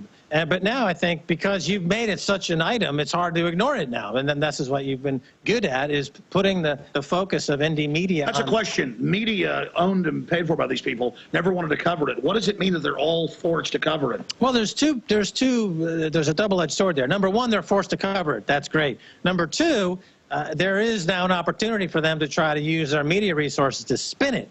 They'll come out with a press release and they'll say, well, what we're doing here is we're saving the world and we're doing good things. And they'll sound more like Davos. They'll sound more like the IMF, and they'll come out. Remember 10 or 15 years ago, ExxonMobil was being attacked by Greenpeace. And then within a few years, Exxon would use the images of Greenpeace to promote Exxon. So Children's charity brought you to by Bilderberg. Exxon, you see beautiful vistas and oceans and forests brought to you by Exxon, and they would just borrow all the imagery from Greenpeace and they use it to promote Exxon. So I think that you can see this with Bilderberg. Exxon didn't bring me beautiful oceans? No. So now that Bilderberg's been exposed as part of this group of colluding monopolist oligarchs, they're going to have to come out with a more nuanced PR spin, and they're going to have to try to promote themselves and do battle. So this is the information war. You have brought them to the battle. So now the battle begins. So you drew them out. Now you're in open battle, open field battle. So that's where we are this year. Yeah, people ask, why cover Bilderberg? Well, first we draw out the shadow government, and then now we've got to deal with their propaganda corps. You drew them out and done an excellent job doing it. I mean, we brought them out, all of us together. But getting into crony capitalism, their own minutes have been leaked and come out. That's what they're doing. The easiest way to make money is just shut down your competition or get a government contract. And you've got government regulators meeting with the industries they're regulating. I mean, this is obviously illegal on so many fronts. I mean, how does this tie into the big lobbying scandal right now in the UK? Here's a good, there's a huge lobbying scandal in the UK, but here's a prime example. You've got the Chancellor of the Exchequer, George Osborne, who is launching something called Help to Buy, which is like Fannie Mae and Freddie Mac, if you remember that from America. They government subsidized housing, and they created the subprime housing bubble, which burst and caused this huge financial crisis. And when the people can't pay it back, it doesn't matter because it's bailed out. They still lose their house, but the mega bankers get the money. Right. So now George Osborne wants to bring that to the UK. So they get the house and the money. So they take at a group like this, like a Bilderberg, what they'll do, and what they probably did last year, was they said, how can we reinflate the housing bubble and still keep the bondholders, which are the people in this room, whole? Here's an idea. We'll institute a government guarantee Help to Buy scheme, model it on Fannie Mae and Freddie Mac, even though those programs have already been discredited, and we'll reinflate this bubble. We won't do anything about jobs. We won't do anything about competition. We won't do anything to help the economy. We're just going to reinflate this bubble. We're going to launch that scheme, and now this is exactly what he's done. We broke it on our show. We said this is a Ponzi scheme. We got letters from George Osborne's office saying you can't call it a Ponzi scheme. We need to be more fair. But within 2 months, every media outlet in the UK is now calling it a Ponzi scheme. But gatherings like Bilderberg is where they figure out how to put together these Ponzi schemes, because you need the cooperation from KPMG, Deloitte Touche, and the big global accounting firms. You need cooperation from global governments. You need cooperation from global market manipulators and bankers. So they go to their meetings, they come up with a scheme like that, they save their buddies in the bond market, they get the politicians to roll it out as an official policy, and now we're seeing the result of it. So that's just one example. And, of course, George Osborne's at Bilderberg this year. They're going to follow up on this scheme. It is hatched behind doors at one of these confabs. It's enormously destructive. And who knows next year what they will have cooked up this year. We won't know the damage that they're doing today until next year when it's rolled out officially as government policy, and we see the damage that'll cause next year and the year after that. And just adding to what you said, it's so frustrating when I was interviewed by 6 different BBC outlets, and only a couple of them were halfway fair. They would say, so you say there's a meeting here. You're a conspiracy theorist. You're crazy. We got this on video. And I was like, no, there's a meeting. And she's like, no, there's not. And then later she goes, I was trying to provoke you. No, they were trying to like just play this game, insulting their viewers, but that doesn't work anymore. We've gotten the National Archives minutes. We've gotten it. And they are in there establishing the EU, not to create freedom, but to implode national sovereignty, as the EU's now done, to sign the people of the EU, France, Germany, all of it, onto these trillions of debt that aren't theirs. It's the same thing in the U.S. It's the very same crew. And then I interviewed, we've got to upload this, by the way, Paul. I totally forgot. I've got the interview. It's on the white phone right here with one of the UKIP EU members of parliament. And he was reminding me that it was a Nazi plan to create the European Economic Union under a free trade agreement to manage everyone economically. That was Hitler's plan. And then they basically adopted it, the British and the U.S. did, because they adopted everything else. Oh, run our rockets, run our CIA, run everything. It's not even so much Nazi as it's like, oh, we'll take that. That's a really great plan. We like your black uniforms. You're really evil. We're impressed with you. Will you tell us how to do everything? And Prince Bernhard, the Nazi, who's daughter of the Queen, is advocating over to the new king. She's here. Leanne McAdoo, our photographer, photographed it. She's up there uploading them right now to Twitter at Real Alex Jones and on the Reporter Twitter. I mean, it's just the realization that creepy CIA, MI6, and Nazis set this up as a creepy combine monopoly capitalist organization, and that they're doing all of this, and that we've gotten all these minutes over the years that have leaked out in National Archives, that they are in there like LIBOR fixing the I mean, here's an example. Google now, I wanted to ask you about this. Google, but I'll talk about the Nazi thing. Google, okay. Googleberg is merging right now. We confirmed that for our inside source. Well, they were so mad we were in the hotel. Googleberg? Well, yeah, when we sent people in, because we have sources inside that were at the meeting serving people last year, and then again a few weeks ago, Google meets there. Google planned the Arab Spring there. They bragged. Yeah, we're going to talk about it. But I'm just telling the viewers so they know, we're not just saying this. That's why the security had tears in their eyes when they caught us in there again, because they've all been threatened with being fired. We really got people in there serving. And then once we said it, it was like, oh, my God, it's true. Then we actually found articles about it, pieces of it, confirming what our sources said. Then I talked to a high-level Senate source. They said, no, that's the plan. They believe in the technocracy, Max, of merging, this whole system. So the old men who are on average over 80 or 97, like David Rockefeller, they're passing the satanic baton. And they're planning to merge this whole deal. But meanwhile, because they're desperate, they're like, how do we control the media while all this is going on? And then now Bilderberg is metastasizing out. What is your take on all of that when they say, oh, it's a conspiracy theory, when the international media interviewed me that these guys are important? Well, for the last 50, 60 years, there's been a tug of war between the creation of debt to fund growth and the subsequent downturns or recession that would occur every 5 or 7 years to kind of purge the system of bad investments and malinvestments. What happened in 2007, 2008 is the bad debts that have been accumulated for 50 years suddenly got so huge that understanding went out there in the global community that these debts would never be paid. And this is when the panic set in. So here we are 5 or 6 years into this crisis. These economies are still shrinking. They're still contracting in Europe and in Greece and in Cyprus and all in France now just announced unemployment numbers that are quite high. These economies are still shrinking in ways that we haven't seen in the post-World War II era. This is the longest running economic contraction we've seen. So all the tricks that these guys have used in the past to inflate debt, to do whatever they can do to get some GDP growth have failed. And that's why this is becoming more urgent. And that's why a Bilderberg group, they hope to come out of here with some new plan to create some kind of growth somewhere, but it's just not materializing. So it brings up because they've already created a monopoly. They'll only allow growth that makes them fatter. There's just too much debt. Yeah. So this old skeletons in the closet, like the Nazis, they're back. And then what's happening in France? There was a skinhead attack of a left-winger, and he's now brain dead. There's a neo-Nazi party in Greece. The Nazis are back in Europe because like Ghostbusters. If you don't keep them at bay, they will find their way back into the mainstream. Hitler was brought in by a bad economy.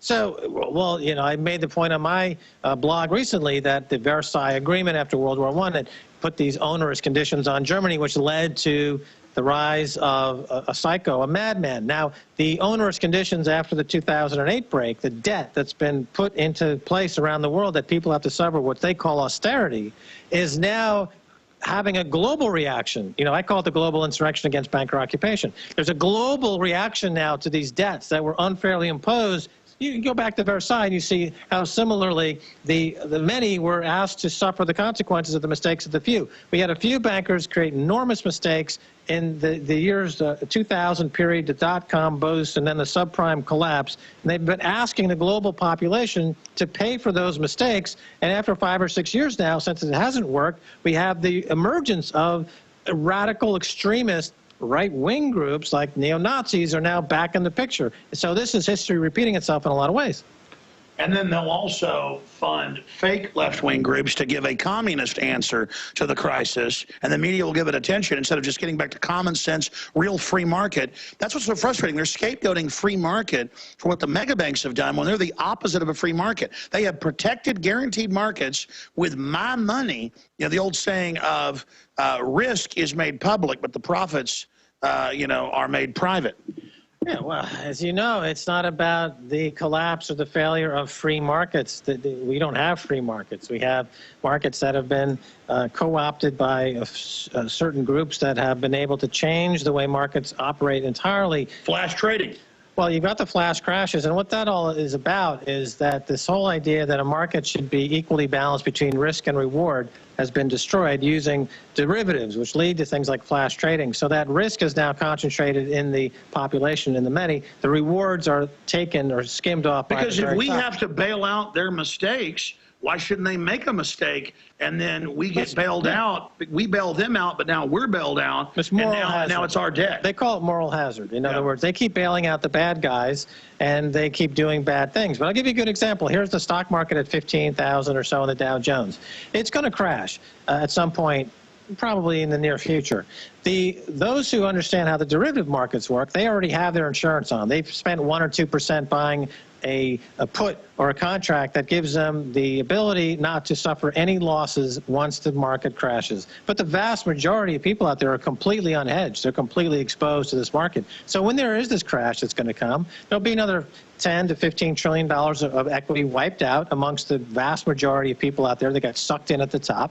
But those people who orchestrated this maneuver, they're completely protected. They have no risk, no skin in the game whatsoever. For 1 or 2% of the value you have at risk, you can buy an insurance product in the form of a put and insulate yourself entirely against any losses. And that's this asymmetric warfare that goes on between people who have Absolutely. We're going to go to break. We're going to go to break, come back and explain that more. And we're going to also get him hooked up with some headphones the next hour and take some phone calls from Max Keiser, 800-259-9231. If you're in the UK and been part of the protest or you've been following it online in the UK or Europe, I want to give you a chance on air. I want to hear from you, 800-259-9231. I'm Alex Jones of Infowars.com, live streaming video, prisonplanet.tv. If it keeps on raining, love is going to play. Going down now. We got to get Max Keiser hooked up soon with some audio in the next segment to be able to take calls. We go into the next hour. I haven't even gotten into the international news in context of this, but we're just discussing the fact that there's shadowy groups that want to influence policy and who want to take over government to get a hold of your tax money and banker bailouts and corporate welfare. And they're like, oh, that doesn't exist. Ha ha, conspiracy. Everybody knows there's no powerful interest meeting. Sure, we charge thousands a year per county in everywhere in the U.S. or in England with conspiracy. 2 people decide to rob a liquor store, it's a conspiracy. But powerful people never conspire. But Max agrees. It's outrageous. He agrees. But Stacey Herbert, one of the producers and host of Max Keiser's many shows here, she was reading me a great Adam Smith quote, the famous Wealth of Nations economist, and I guess that was in chapter 4. Page 145, paragraph C27, an incredible quote about conspiracies. But we all know Adam Smith was nobody. I mean, this is a lie. This is a conspiracy theory. Exactly. You know, and a lot of times when these people gather outside the likes of Bilderberg or G8, the BBC News and mainstream media will call them anti-capitalist. So it's important to listen carefully to what Adam Smith, in The Wealth of Nations, no other book is more important to the ideals of capitalism than The Wealth of Nations. And he said, people of the same trade seldom meet together, even for merriment and diversion, but the conversation ends in a conspiracy against the public or in some contrivance to raise prices. And that is often quoted frequently. I've heard that a few times. But nobody continues with the rest of it in light of what the governments are doing to enable this. He then said, but though the law cannot hinder people of the same trade from sometimes assembling together, it ought to do nothing to facilitate such assemblies, much less to render them necessary. Which the police are ass backwards guarding them right now, doing the opposite of that common sense. Well, and George Osborne and his labor shadow, Ed Balls, are attending. Why are they attending? They don't need to attend. They shouldn't. And haven't they had the Attorney General there too? I'm not sure about that. I mean, this is outrageous. Yeah. Well, it's outrageous that George Osborne should be at the moment, especially the fact that Amazon, Jeff Bezos, these people are currently in a very big brouhaha here about avoiding taxes. Well, not paying any taxes. While lobbying to raise middle-class taxes to bail out banks. See, exactly. It's not enough that they're trying to get out of taxes. They want me to fit the bill for all them. Yes. Well, this is the problem. You know, George Osborne has these austerity measures across the UK. And as we see, they're preparing for the G8. You know, they've created a Potemkin village to make it look like austerity is working as they're raising taxes on everybody here. Taxes. Find that whole thing up there in Ireland where they have the fake storefront. In Fermanagh, where they're outside of Belfast, where they're having the G8 conference, that there's just devastation, right? The shops are all closed down. The butcher shops is dilapidated. The local shops are all dilapidated. So what they've done is they put posters up to make it look like it's literal wallpaper facade. That's like when the Queen of England goes to Africa, they'll have a soundstage with a fake village. Yeah, exactly. I mean, this is unbelievable. Yeah. Right. That's not what they're doing now in Ireland to make it look like the economy. And then if you say that's paper wallpaper of a happy shop, you're the conspiracy theorist. Right. Yeah. That's right. Well, Neo is a conspiracy theorist. But that's George Washington. But that's a good point, is that the cops here should not be protecting these people gathering because, as Adam Smith said, they have a propensity to fix prices. They should not. Well, exactly. Instead of making good products to win, it's easier to just buy off the government, shut everybody down. We're going to go to break here. Stacey, great points. You want to stay with us? I'll chip in when necessary. Well, it's great having you guys from MaxKeiser.com, Stacey Herbert, and, of course, Max Herbert, here with us, ladies and gentlemen. We'll be right back after this quick break. Great job to the crew. Great job to all the sponsors. InfoWarsStore.com. Ladies and gentlemen, we are back live with Max Keiser and Stacey Herbert. I'm your host, Alex Jones. I want to hear from UK callers. Their take on taxpayers having to pay for these globalists to meet here. The toll-free number to join us is 800-259-9231. And sometimes people can't call from England on that. I forget the specific number we're supposed to give out with a certain prefix so that people are able to call. Maybe the network can text that to you, Richard, because I forgot sometimes people can't call that 800 number if they're in England. It's always good to remember that. 800-259-9231. But coming up, we're going to be taking your phone calls. Again, Max Keiser is my guest. That was an amazing Adam Smith quote. From Stacey. From Stacey. Yeah, Stacey made an excellent point there, as she always does on our show.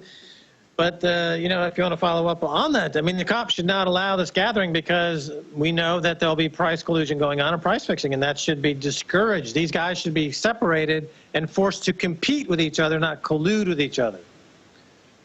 But according to them, they're not doing any of that. I mean, even though we have all the documents. But yeah, exactly. But we've known for 200 years now, since the publication of Wealth of Nations and Adam Smith, that this is the propensity of businessmen to do this. This is hard-coded into the DNA of free market capitalism for 230 years or so, that we know this is what's going to happen. So the people running our governments, like the Obama or the David Cameron, they should be out front and making sure these things don't happen, these people don't get together, that they should be forced to compete to make money instead of collude to make money. You're absolutely right. We're going to come back and just open the phones up total to anybody that has a view on Bilderberg or where this is going at 800. At 800-259-9031. Again, 800-259-99231. And we'll get you up and on the air. And I'll guarantee you the phone system is down with GCN, or I would be even seeing that those phones were all ringing right there. I see this occasionally, and then we figure out the phone system is down. But we'll get that phone system rebooted. 800-259-9031. I see that number so often, I just kind of mill it all together now. 800-259-9231. And if you're in the UK, the number to call in is 1-651-695-7755. Your country code, and then 651-695-7755. We'll get you up and on the air.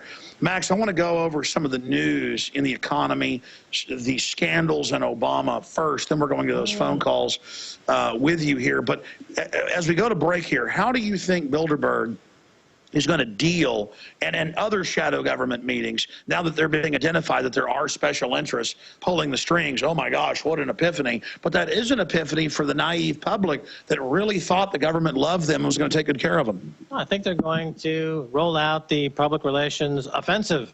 So we're going to start, Bilderberg is going to start branding itself, and we're going to start seeing ads for Bilderberg, the group that is doing good things for you. And this is one magical way that modern consumer culture has evolved, in that the people doing the worst things are able to roll out the most egregious propaganda ads to support what they're doing. So now that they've been identified as being part of the bad guys, the Monsanto, the Exxons, the Microsofts, they're part of the bad guys. So now they're going to have to come out with a lot of advertising and PR spin to somehow spin and promote themselves as the good guys. And since they own a monopoly position in the media outlets, we're going to have an excellent chance at doing so. But that's where indie media and Infowars, is going to be in an open war now. The war is now gone to the open field, and so that's a good for indie media, because it was hard to fight them when they were hiding in the shadows, as they have been. But now that they're out in the open, I think it's going to be easier to fight them. We'll be right back with Max Keiser and your phone calls from all over the world. I am your host, Alex Jones. And again, you can also follow the network at GCNlive.com. And we're streaming video right now at Infowars.com/Bilderberg or Infowars.com show. And we've got massive interviews coming up as well. In fact, I meant to upload. Cal-Ben Soap Company can...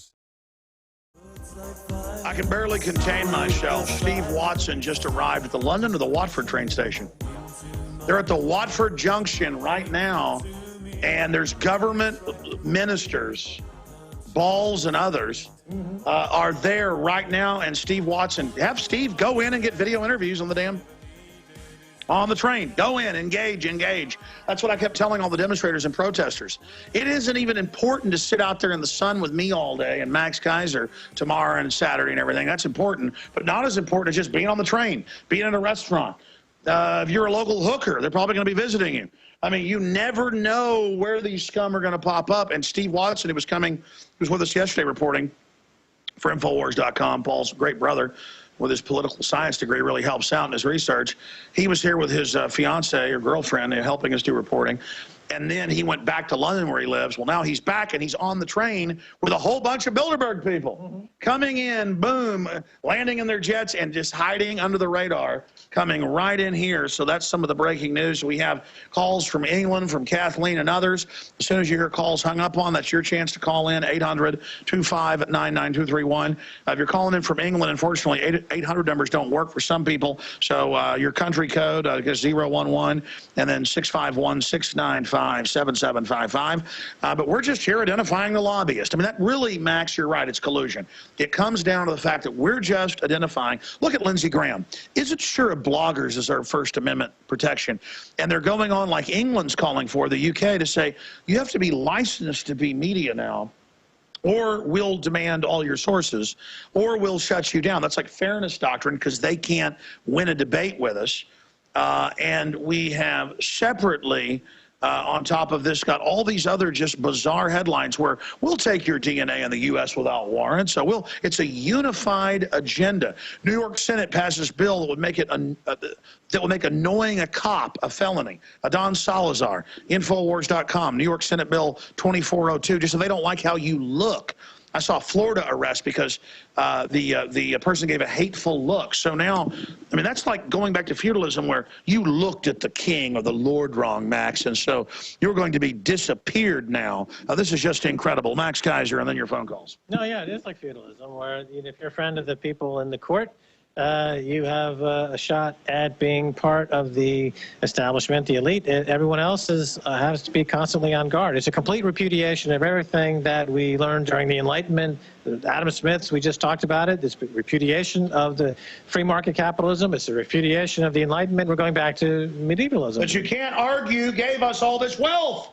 Tyranny and big government did not give us this. Well, I mean, this is what I have a slight problem in the United States anyway, with the encroachment of, let's say, religious fundamentalism to some degree, because some of these guys like Lindsey Graham and others are going to start claiming that they have the divine rights. Well, he just uses that as a front. They use the Christians. Yeah, well, they're using the Christians in a way that will end up, they'll be starting to claim that they are operating under the divine right of kings, and that they have the divine right to put people in jail because they were looked at funny. And this is what we're seeing happening in real time. It's quite alarming at the speed at which the U.S. is sinking into a hellhole, really, of a complete rightless. By the way, you're always saying that, and I've got to say, I've seen some police state here, but most of the cops either say all I care about is rugby, or they say I'm a listener. And I'm really ashamed to say this because I say America's waking up, and it is to a great extent. I have been in England, and it is awake. I mean, I cannot walk down the street without having twice the attention I get in the United States, which again I see as a radar or sonar ping. Man, let me tell you, you're right, Max. But how can Europe be under such deep tyranny? Is that why they're more awake? Let's talk about the UK for a second, because in the UK, unlike the US, you have actually a left-wing press. There is a left in the UK. You have people who are in the Communist Party, and they have seats in Parliament, and there's a left-wing press. And you have real debate between what is identified as right-wing issues. You have real libertarians like UKIP. They're good guys. UKIP is challenging the people on the right, and you've got people, of course, who are identified with the left. But you end up with a lot more debate in terms of political agenda, which people are discussing, and it filters down to the man on the street and the rank and file in the police department, who are a lot more aware of some of these political debates going on. Whereas in the U.S., you've got the far right and the near right. You don't even have a center. It's all right-wing in the United States. There's no left at all. There's no liberal media at all. Now, see, I would agree. I'd say it's all establishment. You got a fake left and a fake right. You would see liberal as like Thomas Jefferson liberal. But when Americans hear you say liberal, they're thinking the Maoist, at the Justice Department. Well, yeah, because of the propaganda put out by people like Bilderberg, who like to keep people extremely focused on enemies that don't exist, on shying away from true media debate. So your perception of there being more, let's say, conversations with people who are in the blue-collar world, like cops and nurses and things like that, is because they have a much more dynamic, functioning media here in the UK. I mean, I'm curious to hear what no doubt there's more choices. What Watson's opinion is of this. He's a native British guy, and he might have a different opinion. But my thought is, compared to the States, you do have some more dynamism. Maybe I'm being hoodwinked, and that's not true. I'm curious what Watson has to say. Really, that's an important video. You are curious? I would like to know. All right, Supreme Red Coat. What was the point again? The point is, the thought is, Alex was saying that he meets people on the street and they seem a lot more politically awake and aware. And I was saying, well, one of the reasons is that there's a more dynamic media here in the UK. There is a left, there is a right, there is more debate at least. Doesn't mean people. But there are also cops that go, all I care about is rugby. It doesn't mean there's a lot more. They're not enjoying greater rights necessarily, but at least there's a lot more debate given the diversity in media that Or is it because they've been screwed harder? Your thoughts, They're a few years ahead of it. I think it's in America. America is isolated. A lot of Americans haven't even left America. They don't have passports. Whereas I think it's a conspiracy theory that Europe even exists, literally. Oh, yeah, whereas in Britain... They think like if the U.S. ends, it falls off the earth. Yeah. No, that's exactly it. But in Britain, it's a tiny country. We're out looking at Europe. We're looking out. We're not looking inwards. A lot of Americans looking inwards because they're not aware of anything that's happening in Europe. They don't leave the country very often. And you're right, there is more of a left-wing element in Britain compared to America, where a lot of it is centered around the Occupy movement, which was very easily infiltrated and steered off to something else. So, yeah, there's more diversity in terms of media and opinions. And you were saying yesterday, Alex, that you got the sense that people were more awake here. They'd heard of Bilderberg, but they may not have necessarily heard of you. Oh, yeah, a lot of them didn't even know about it. Were telling me about the New World Order. Yeah, and they were going, oh, yeah, who are you, by the way? So even without your massive impact, people are waking up, which is good because, you know, it's a diverse thing. But, yeah, I agree with Max. There's more kind of left-wing press. But they're awake, but their solutions are big government. Because they see it going and stopping the big bankers, but the big bankers run big government. Yeah, so how do you agree with people on the left? Is that their solution is typically to enhance government or to streamline government, or there's a government or a solution, which I disagree with. But I think it's important to have that conversation because clearly government. Well, there's like real leftists here. They're not like authoritarian gang like Obama. Well, they would have a role in, as we were saying before, in regulating markets. This is where I disagree with people like Lou Rockwell, for example, who is a libertarian to the point of what he calls anarcho-capitalism, which is, he believes, markets are self-correcting and they're never wrong. I disagree in that markets must have some fundamental, rudimentary. It's like football has regulation. To have rules, or they will game them. Right. They're going to make the rules, which is they're going to screw you. The problem with the markets today is that the rules don't exist, or they're not being enforced, and so people are vilifying capitalism. And then to get to your point, let me get to your point. There's that left. Bail them out. Let them do what they want, but don't bail them out. There's that. My issue is don't let them have total freedom, but then they go to jail when they rip people. But let me say this: the result of the rise of the mob, due to the collapse of fake capitalism, is identified as a left-wing reaction. But I would disagree with that also. It's not. It is you could call it a populist reaction or a chaotic reaction, but you can't put a political label on it. But the right would say, look, they're the lefties and they're the mob and they're fighting us, and that's where Bilderberg will come out of this with their rebranding, that you will be positioned as a left-wing mob, a populist. No, that's how they'll all the papers walking by newsstands. It's like communist to protest capitalist meeting. But then, when these are insiders, the opposite of a free market. If you go to Infowars.com and you're selling pure water filters, I mean, you're not selling, left-wing agenda. You are a businessman. You have a media outlet. You are part of an economy that values hard work. Oh, yeah, leftists, I know, think it's bad to even sell a product. Let me make this point here because we're going to break, Max. We're going to come back with calls. This is really important. They try to scramble all the terms, I think is what we're getting to here. And here's Bilderberg that uses government to control its wealth and take over others. And then they call their opposition communist, which it's the opposite. I didn't really run into any communists out there today. I mean, it's my point. They're populist that don't want to be cheated. So that's what it comes down to. There are hardcore left-wingers like Tony Benn, for example. He's a famous left-winger. It's when the left, the Labor government was in power, they have people who are titans, big wigs, big names in the left wing.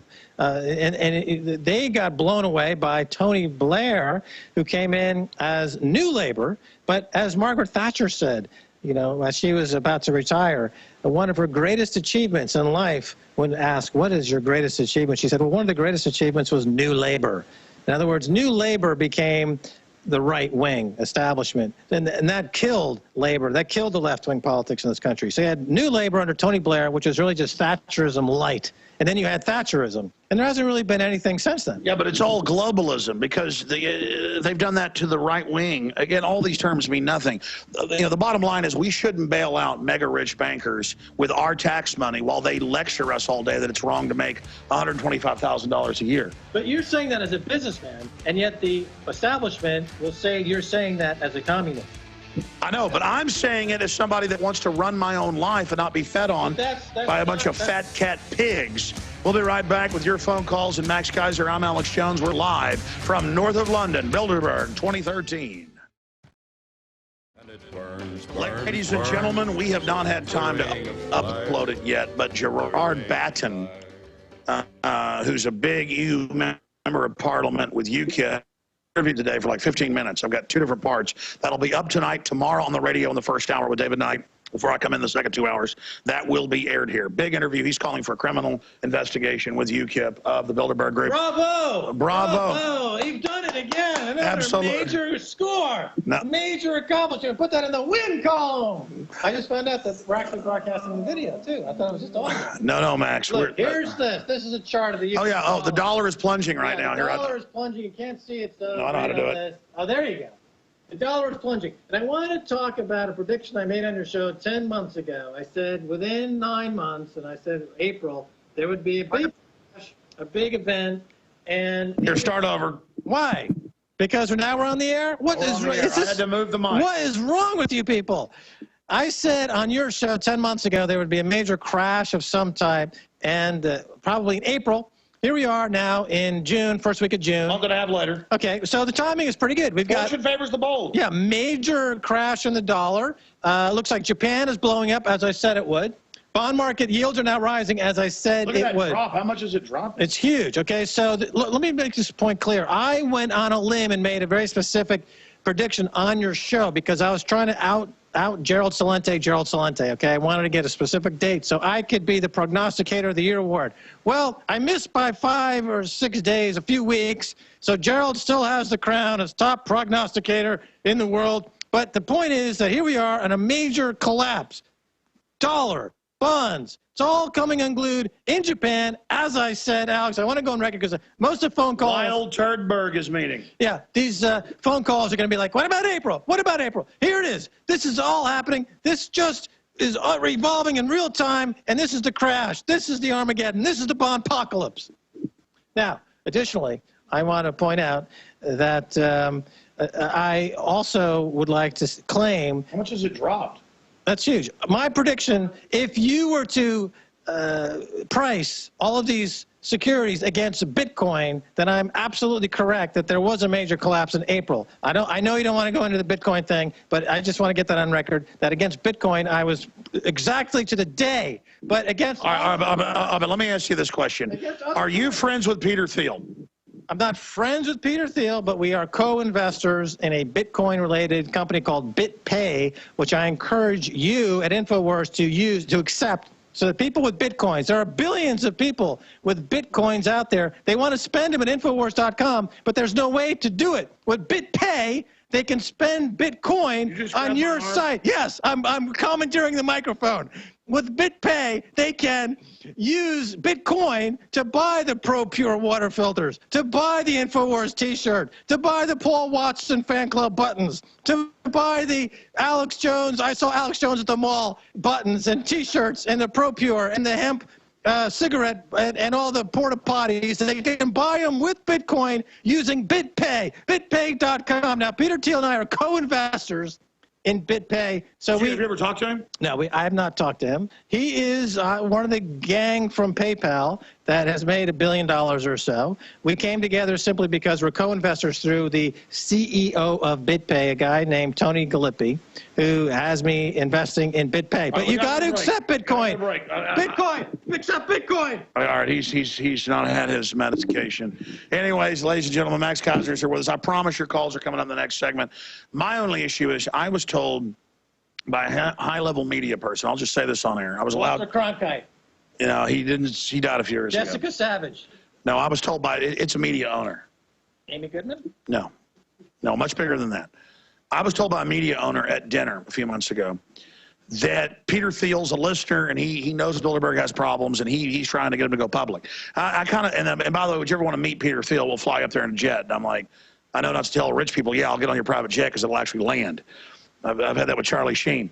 So the point is we're going to break. I want to get your take on this when we come back and go to calls.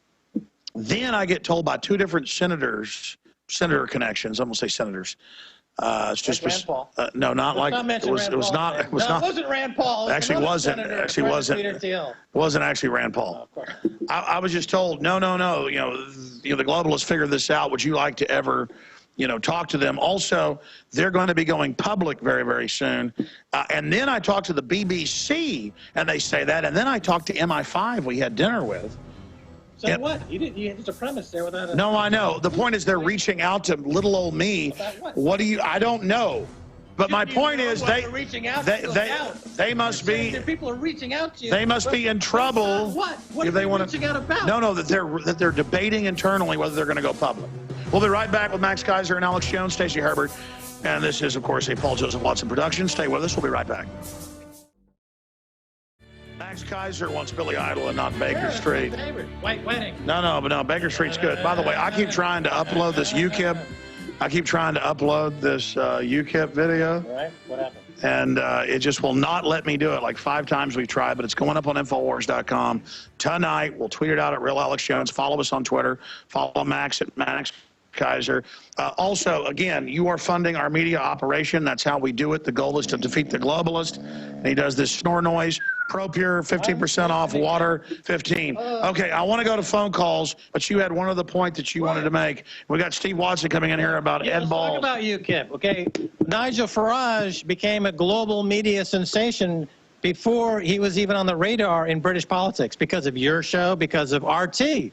Russia Today, my network. No, UKIP's told me that. That's right. So that's, again, where the global media is exerting pressure and changing the political landscape. That's why Bilderberg now has to respond, because they look at Nigel Farage. If there was no Alex Jones, no RT, no global independent media space, Nigel Farage would not be getting 15% of the general vote in Britain. So this is really a global phenomenon. The BBC is so dusty and so old and so protected. Arrogant. They're totally arrogant, and they haven't changed at all in 30, 40 years. And after the so-called Hutton affair from a few years ago, they're completely afraid to do any breaking news whatsoever, any investigative journalism whatsoever. I've talked to journalists over at the BBC. They're like in a bomb shelter over there. They can't put their nose out and investigate anything. By the way, Bilderberg kept driving in today with some paper, I haven't found it yet, that said child pedophile killer released. And they would use the paper to cover their face. And then, Stacey, you were telling me about your friend that tried to fly in here to, as the press, tried to come in here to cover. I want to get you in to talk about that. Tried to cover the whole pedophile stuff with Savelle before it broke, and they stopped her at the border.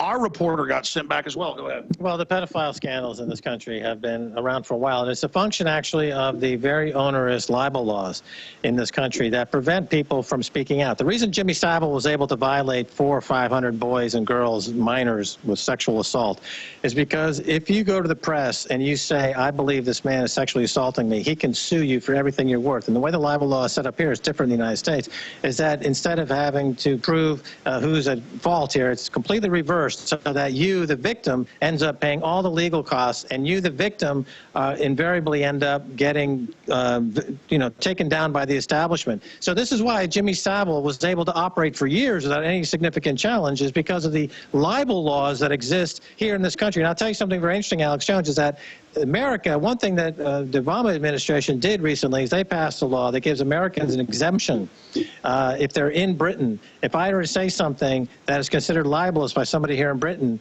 it would be incumbent upon them to take that case to America. They could not take me to a local jurisdiction for libel prosecution. Oh, here's the expert. Here's the expert. Joe Lieberman introduced it.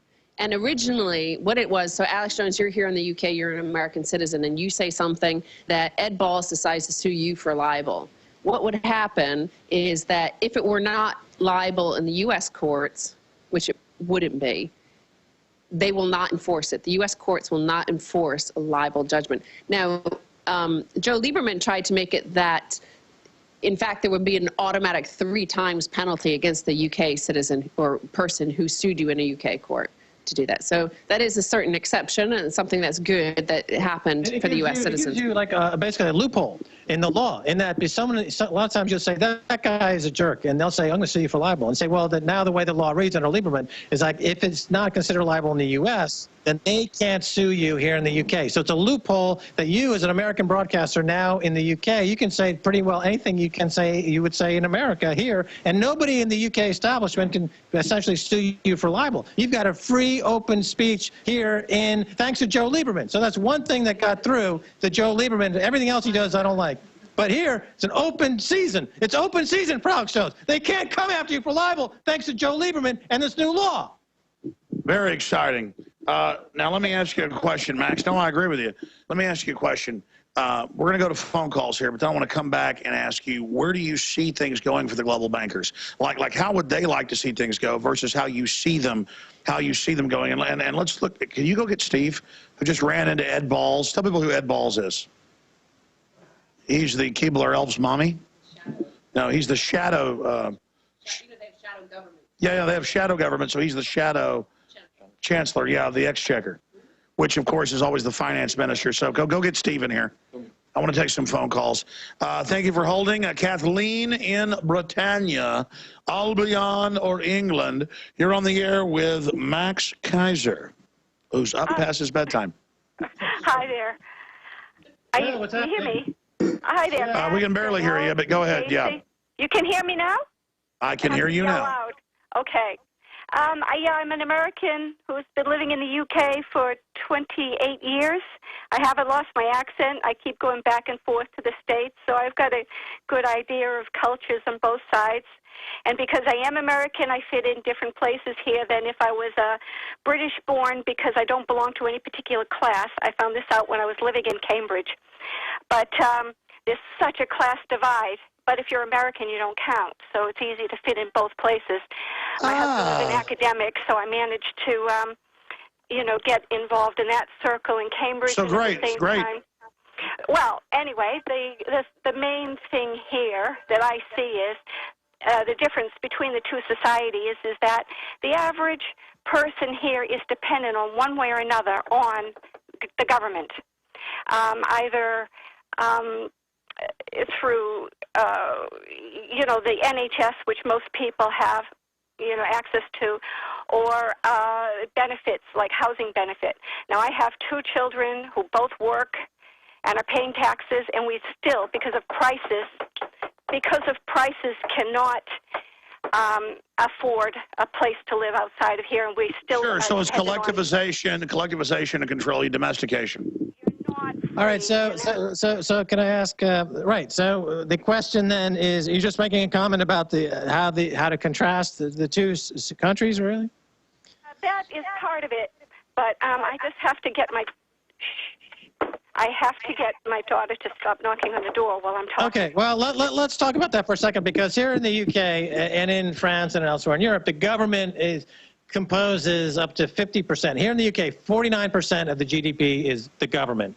In America, I believe the last I saw, something like 32% of the economy is the government. It's horrible. In France, it's almost 60% of the economy is the government. And now they have 100% tax on people. Right, and people are getting, that's right, they're getting a tax on 100% of their income. So here you have this. That's reasonable. Well, you have this tension between total government and free enterprise, and should the government be involved in picking companies to be started, et cetera, and you have this tension going on. So here in this country, you've got the government, which is up to 50% of the economy, but there are problems, but part of the solution to those problems would be that the government is now allowing for privatization. So things like the NHS and things like education and the transportation system are being tossed to private developers and private contractors. Their solution is to leverage up these institutions with huge amounts of debt. So they're willing, they say, we don't want, the government shouldn't be involved in these things like the NHS or transportation or education. But what we're going to do as private contractors is we're going to take over these facilities, and we're going to increase the debt load by trillions of pounds. Because there's still a government that can use it to rob. But they still want the government to backstop their debt. No, it's all a piratical deal. Take your risk or instead of having a long business name. See, they want the best of both worlds. Take your risk or don't. Gains of running it as a Ma'am, what do you think of Turdberg? What do you think of Bilderberg? Absolutely. What do you think of Bilderberg meeting in your country and taxpayers having to pay for it? Well, I believe that this is what I was saying about the benefit bill. I believe all of that was arranged by meetings such as this one in order to keep people compliant. You said yesterday you noticed that everybody was awake. Yes, they're awake because everybody has suffered under the system who is like the average person on the street. I think if you talk to the public, you'll know of at least just about everybody has known somebody who's had children taken away by the government or known somebody who's died at the hands of the NHS when they shouldn't have. There is so much suffering. Everybody I know talks about how my wife went in to have a small thing and died. Absolutely. You're right. No, I think that's why they're awake, because they're under the eugenics hammer. God bless you, ma'am. Good to hear from you. I agree with you. Scott in Idaho. You want to talk about Bilderberg? You're on the air with Alex Jones and Max Keiser. Both of you. Hey, buddy. It was George Washington, I believe, Alex, that said truth will ultimately prevail where there be pains taken to bring it to light. And I think that that's a lot of what we're trying to do. I recently wrote a letter to my local newspaper, an editorial, wherein I wrote a short list of what I think is wrong with America and why I think the Second Amendment is so important. And if you'd be so kind, I'd like to read that short editorial. Sure, go ahead. Only 20 pages. No, they limit it to about 360 words or something like that. I wrote that something is terribly wrong with this country of ours. Come on, people, wake up and smell the tyranny. Endless wars, torture, extraordinary rendition, highest incarceration rate in the world, government spying and surveillance, drone attacks on sovereign countries, presidential kill list, phony elections, runaway debt, political corruption, corporatism, judicial corruption, gun running, fast and furious, media manipulation, excessive taxation, propaganda, human experimentation, weather modification, Ponzi schemes, private banks dictating national monetary policies, oppression of government whistleblowers, depleted uranium, FISA wiretapping, immoral leadership, cronyism, nepotism, backroom congressional deals, secrecy, destabilization of countries, militarization of law enforcement, fusion centers, assassinations, trillions of dollars missing, war profiteering, cover-ups, lies, deceit, checkpoints, free speech zones, no speech zones, warrantless searches, Guantanamo, TSA groping and sexual abuse, false flag attacks, foreign aid to countries that violate human rights, the emasculation of the Bill of Rights, and pepper spray, tear gas, sound cannons, directed energy weapons, rubber bullets, tasers, and nightsticks for peaceful American protesters. Well, what's wrong with all that? That's the freedom. What's wrong with that? And now they want us to give up our right to defend ourselves. This sounds exactly like a song from Gil Scott-Heron. Gil Scott-Heron was one of the first rappers going back to the 1970s, part of the movement which included the Last Poets. And during the civil rights period of the late 60s, early 70s, when the emergence of black culture in America, you had artists like Gil Scott-Heron who would sing songs using that type of words, that type of phraseology. And at the time, of course, most of America would not consider someone like Gil Scott-Heron an artist, but it turns out that he's a prophet, that Gil Scott-Heron was a prophet of who we are today in America. He's written some brilliant material. You look back about the Reagan years, a track called B-Movie, or another track about winter in America. I mean, these are some of the artists in American history that have been ignored, and that if you want to find out, the prophets of who saw all this coming, you go back and you find out that this is not a shock to a lot of people who have been oppressed before the white guys started getting oppressed, there was a lot more oppression in the ghetto. Absolutely. Thank you, caller. Great points that you made here. We're going to go to Steve Watson, who just ran into the shadow chancellor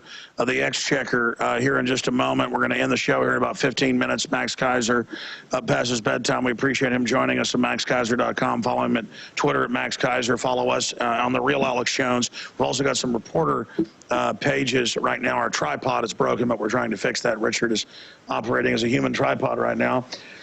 Steve Watson is here with us briefly. I want to go to Wes and Will and Corey and Dean at least before we end this transmission. But an example of how thousands of protesters showing up, you never know where they run into the globalist. And that's what's important. And Steve Watson, thank you for joining us. Tell us, is it okay to put your girlfriend on television? Tell us, what a nice lady. She's really fun to hang out with. Tell us all about what just happened. Well, okay, we were traveling here from London, from Euston Station, and we arrived at Watford Junction, and we were just getting some cash out of an ATM, and I was just looking around, just, you know, thinking about getting in a cab, coming to this hotel. How extreme! And, very extreme, and I saw someone whose face it clicked in my head, but it didn't immediately register the name. And I thought, is that Ed Balls? So I Googled his image, and sounds like a character from who's the British comedy guy? He's American, but he does the making fun of James Bond. Austin Powers. Austin Powers. Ed Balls, secret agent. Keep going. So. Yeah, and he was with a handler of some kind. Eric Pickles? Yeah, possibly. But it was definitely him. Eric Pickles, I presume. Yeah, it was like 400 pounds. Was it a 400-pound guy? No, it wasn't. Okay, it was a skinny guy. It wasn't Eric Pickles. Anyways. So yeah, the Shadow Chancellor has come to Bilderberg on public transport.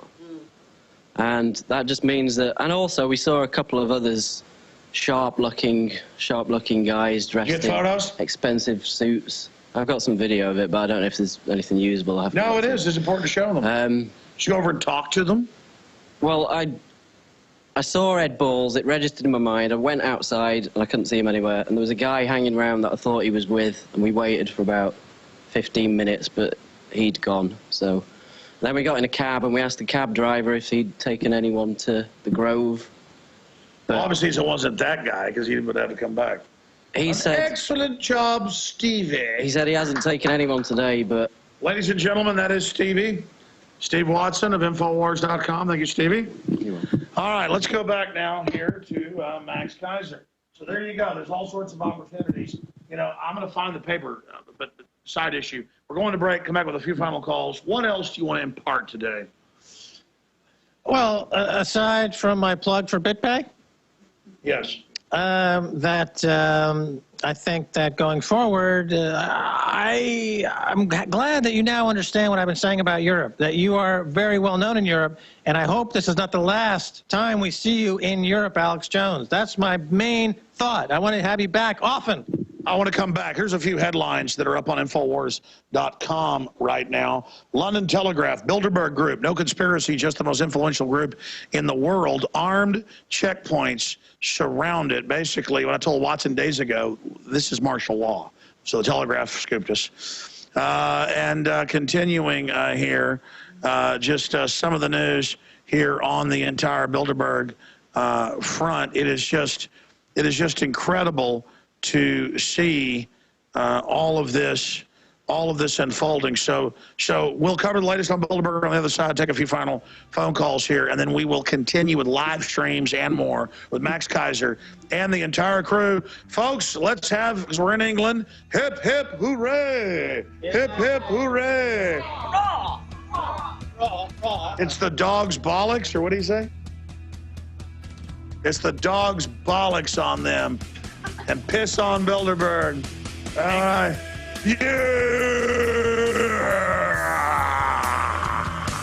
We all know that.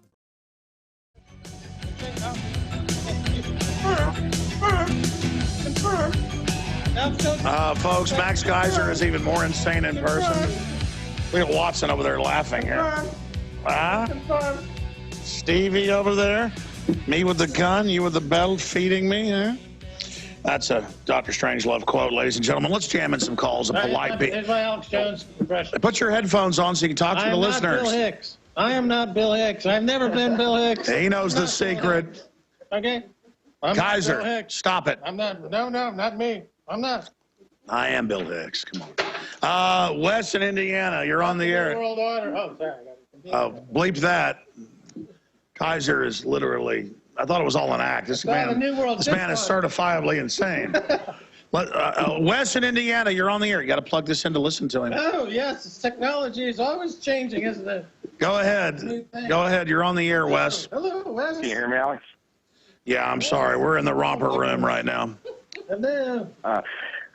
First and foremost, I want to thank you for taking my call, and I love the work that you and the crew at Infowars.com are doing, especially the press coverage that you're giving to the Bilderberg conference.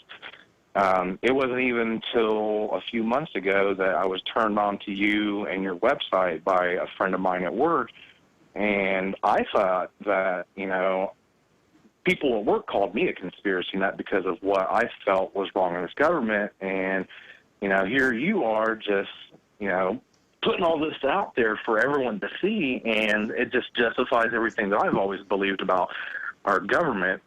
What I want to ask is, you know, people are protesting, they're creating petitions, they're yelling, they're getting mad about everything that our government is doing, but when is enough enough? I feel that what the people here in America are doing is not effective because these politicians continue to get away with what they're doing.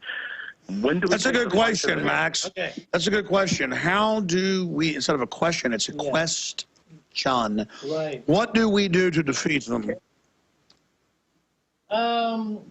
Well, I have my opinion on this, and I think it's a three-pronged attack. Number one, independent media. We got that covered. Number two, you got to hit them in the currency level. That means that local currencies, like here in the UK, there's the Bradford pound, I believe. In Bradford, they have their own currency. So the people, Bristol, I'm sorry, the Bristol pound. So the people in Bristol have traded their own local currency, and they trade with each other. So it's all very local. So media, currency. And then thirdly, you know, I think that I'm very seriously believe that cryptocurrencies are an important mix of how to defeat the New World Order. I sincerely believe it. I'm appreciate the fact that I can be able to talk about it on this show. Dollar plunge today. What's going on with that? But look, the dollar is plunging. Bitcoin price is holding up, and gold and silver have been acting very well. The dollar is a vulnerable currency. They've been artificially trying to suppress gold and silver. Well, they, of course, would normally, they'd have to be, you can't just manipulate bond prices and stock prices and credit default swaps without also or LIBOR. Implied with all that is manipulating gold and silver. It's all part of the same matrix of markets that are being managed. But caller, is that basically your point? You're looking for solutions? Yeah, I mean, you know, when do we take this fight to them? You know, what? Okay, let me ask you this. I want to ask Alex Jones a question based on your question, caller. Okay, Adam Kokesh, who is a warrior, the info warrior, he was calling for, an armed march on Washington with guns and stuff. He spent the night in Tour jail. What is your thought, Alex Jones, on what Adam Kokesh has been talking about? I noticed that we're now going to a commercial. Those damn commercials. All right, no, that's the end of the transmission. Okay. No, I'll give you, we played that just on time because of that. Oh, perfect. That's a conspiracy. It's a conspiracy, Alex Jones. It is a conspiracy. Right here, fine, hey. I know you're exhausted, Max. We're going into overdrive now because of his arrogance. We will give him the answer to Adam Kokesh and the groom of the stool. Straight ahead. Max Keiser is on fire right now. Yeah. Ladies and gentlemen, I got my crew yelling, "Keep it down, Keiser." Underwear bomber. I think this is the whole point. Like say, don't be wet, Ocean. No, the transmission continues. David Icke's going to be in the studio with us tomorrow. You were asking about what? You were asking about Adam Kokesh. Yes.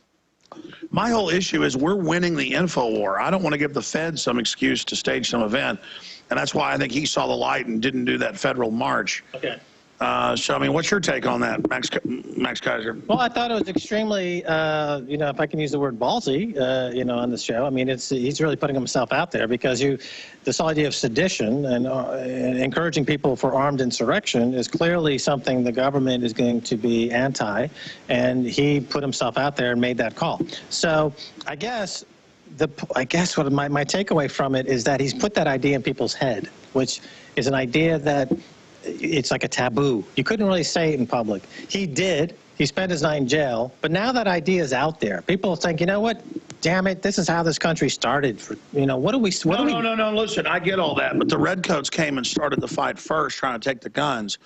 So you only use violence defensively. And I don't think he was pushing for violence either, but the media tried to portray it that way. My whole issue is 90% of war is Infowar. So I don't want to get into a physical confrontation because I want to try to fix things intellectually. That's what I'm going for here. No, I understood. I'm just saying, in his case, Adam Kokesh, who I followed for a number of years as part of the Infowar people that we've been following for years, and it seems to me that he took it to another level, that's all. I was just curious what people in the independent media community thought about it. It's quite, quite a thing to do, I think, because he could have gone sent away for 20 years. Yeah, but I told Piers Morgan, I said, you try to take the guns, it's going to start a civil war. What about Piers? He reversed himself, by the way. Yeah, he reversed himself. That was very interesting, wasn't it, on CNN? He said, in relation to another item that came up after your appearance, he said, I've had people on my show claiming that the U.S. government could attack them. I thought they were crazy, but this sounds, it was in response to Eric Holder's spying through the Verizon on AP and the Associated Press. He flipped on this issue. He's like, you know what, this does sound like tyranny. And I thought that was kind of interesting. So when you put that idea in his head, and being an egomaniac, like many of us are, you couldn't say it in real time that, you're right, there is tyrannical things happening. But 2 or 3 weeks later, after it's in his head for a couple of months and he listens to things and you raise his consciousness, he's like, you know what, this does sound tyrannical. Yeah, why can government have guns but we can't? Why am I penalized because I'm an individual and not wearing a monkey outfit? Well, the gun issue, as you know, I have mixed feelings on it because I think that if there's going to be gun ownership, then there should be a connection to identifying clear tyrannical threats and then acting on those threats. It seems to me that by not more, acting more in a direct way, the government is now doing things like I said that they would do. They are actively removing bullets from the marketplace by buying all these bullets. Yeah, no, you said that years ago. Probably gave them the idea. You're probably doing it. You were not buying into that idea, but you don't have to. No, but the issue is if we don't have a culture of guns, we're slaves. If men don't know how to use weapons and specialists know how to use them, the people that know how to use them are the kings, and those that don't know how to use them are the slaves. It's like that with any animal. I don't say we're an animal, but I mean we're the super animal. But the headlines you just read on Drudge Report, where the Verizon is doing a deal, they're reading your mail, they're collecting data. Eric Holder's been compromised, he's been corrupted. Obama's compromised, he's corrupted. There's no. My point is that people say, well, if tyranny ever happens, we're going to take our guns and we're going to take our government back. But tyranny, we've had tyranny now. We've had example after example of example. No, I hear you. I hear you. So you're like the Second Amendment's for this. You haven't used it, right. So why do you have it? That's right. But it doesn't mean we lose it just because discretion is the greater part of valor. Hey, folks, live coverage tomorrow, 11 a.m. Central, Infowars.com/Bilderberg. Great job to the entire crew. Great job to Max Keiser and crew. More coming up at Real Alex Jones on Twitter. Follow us there.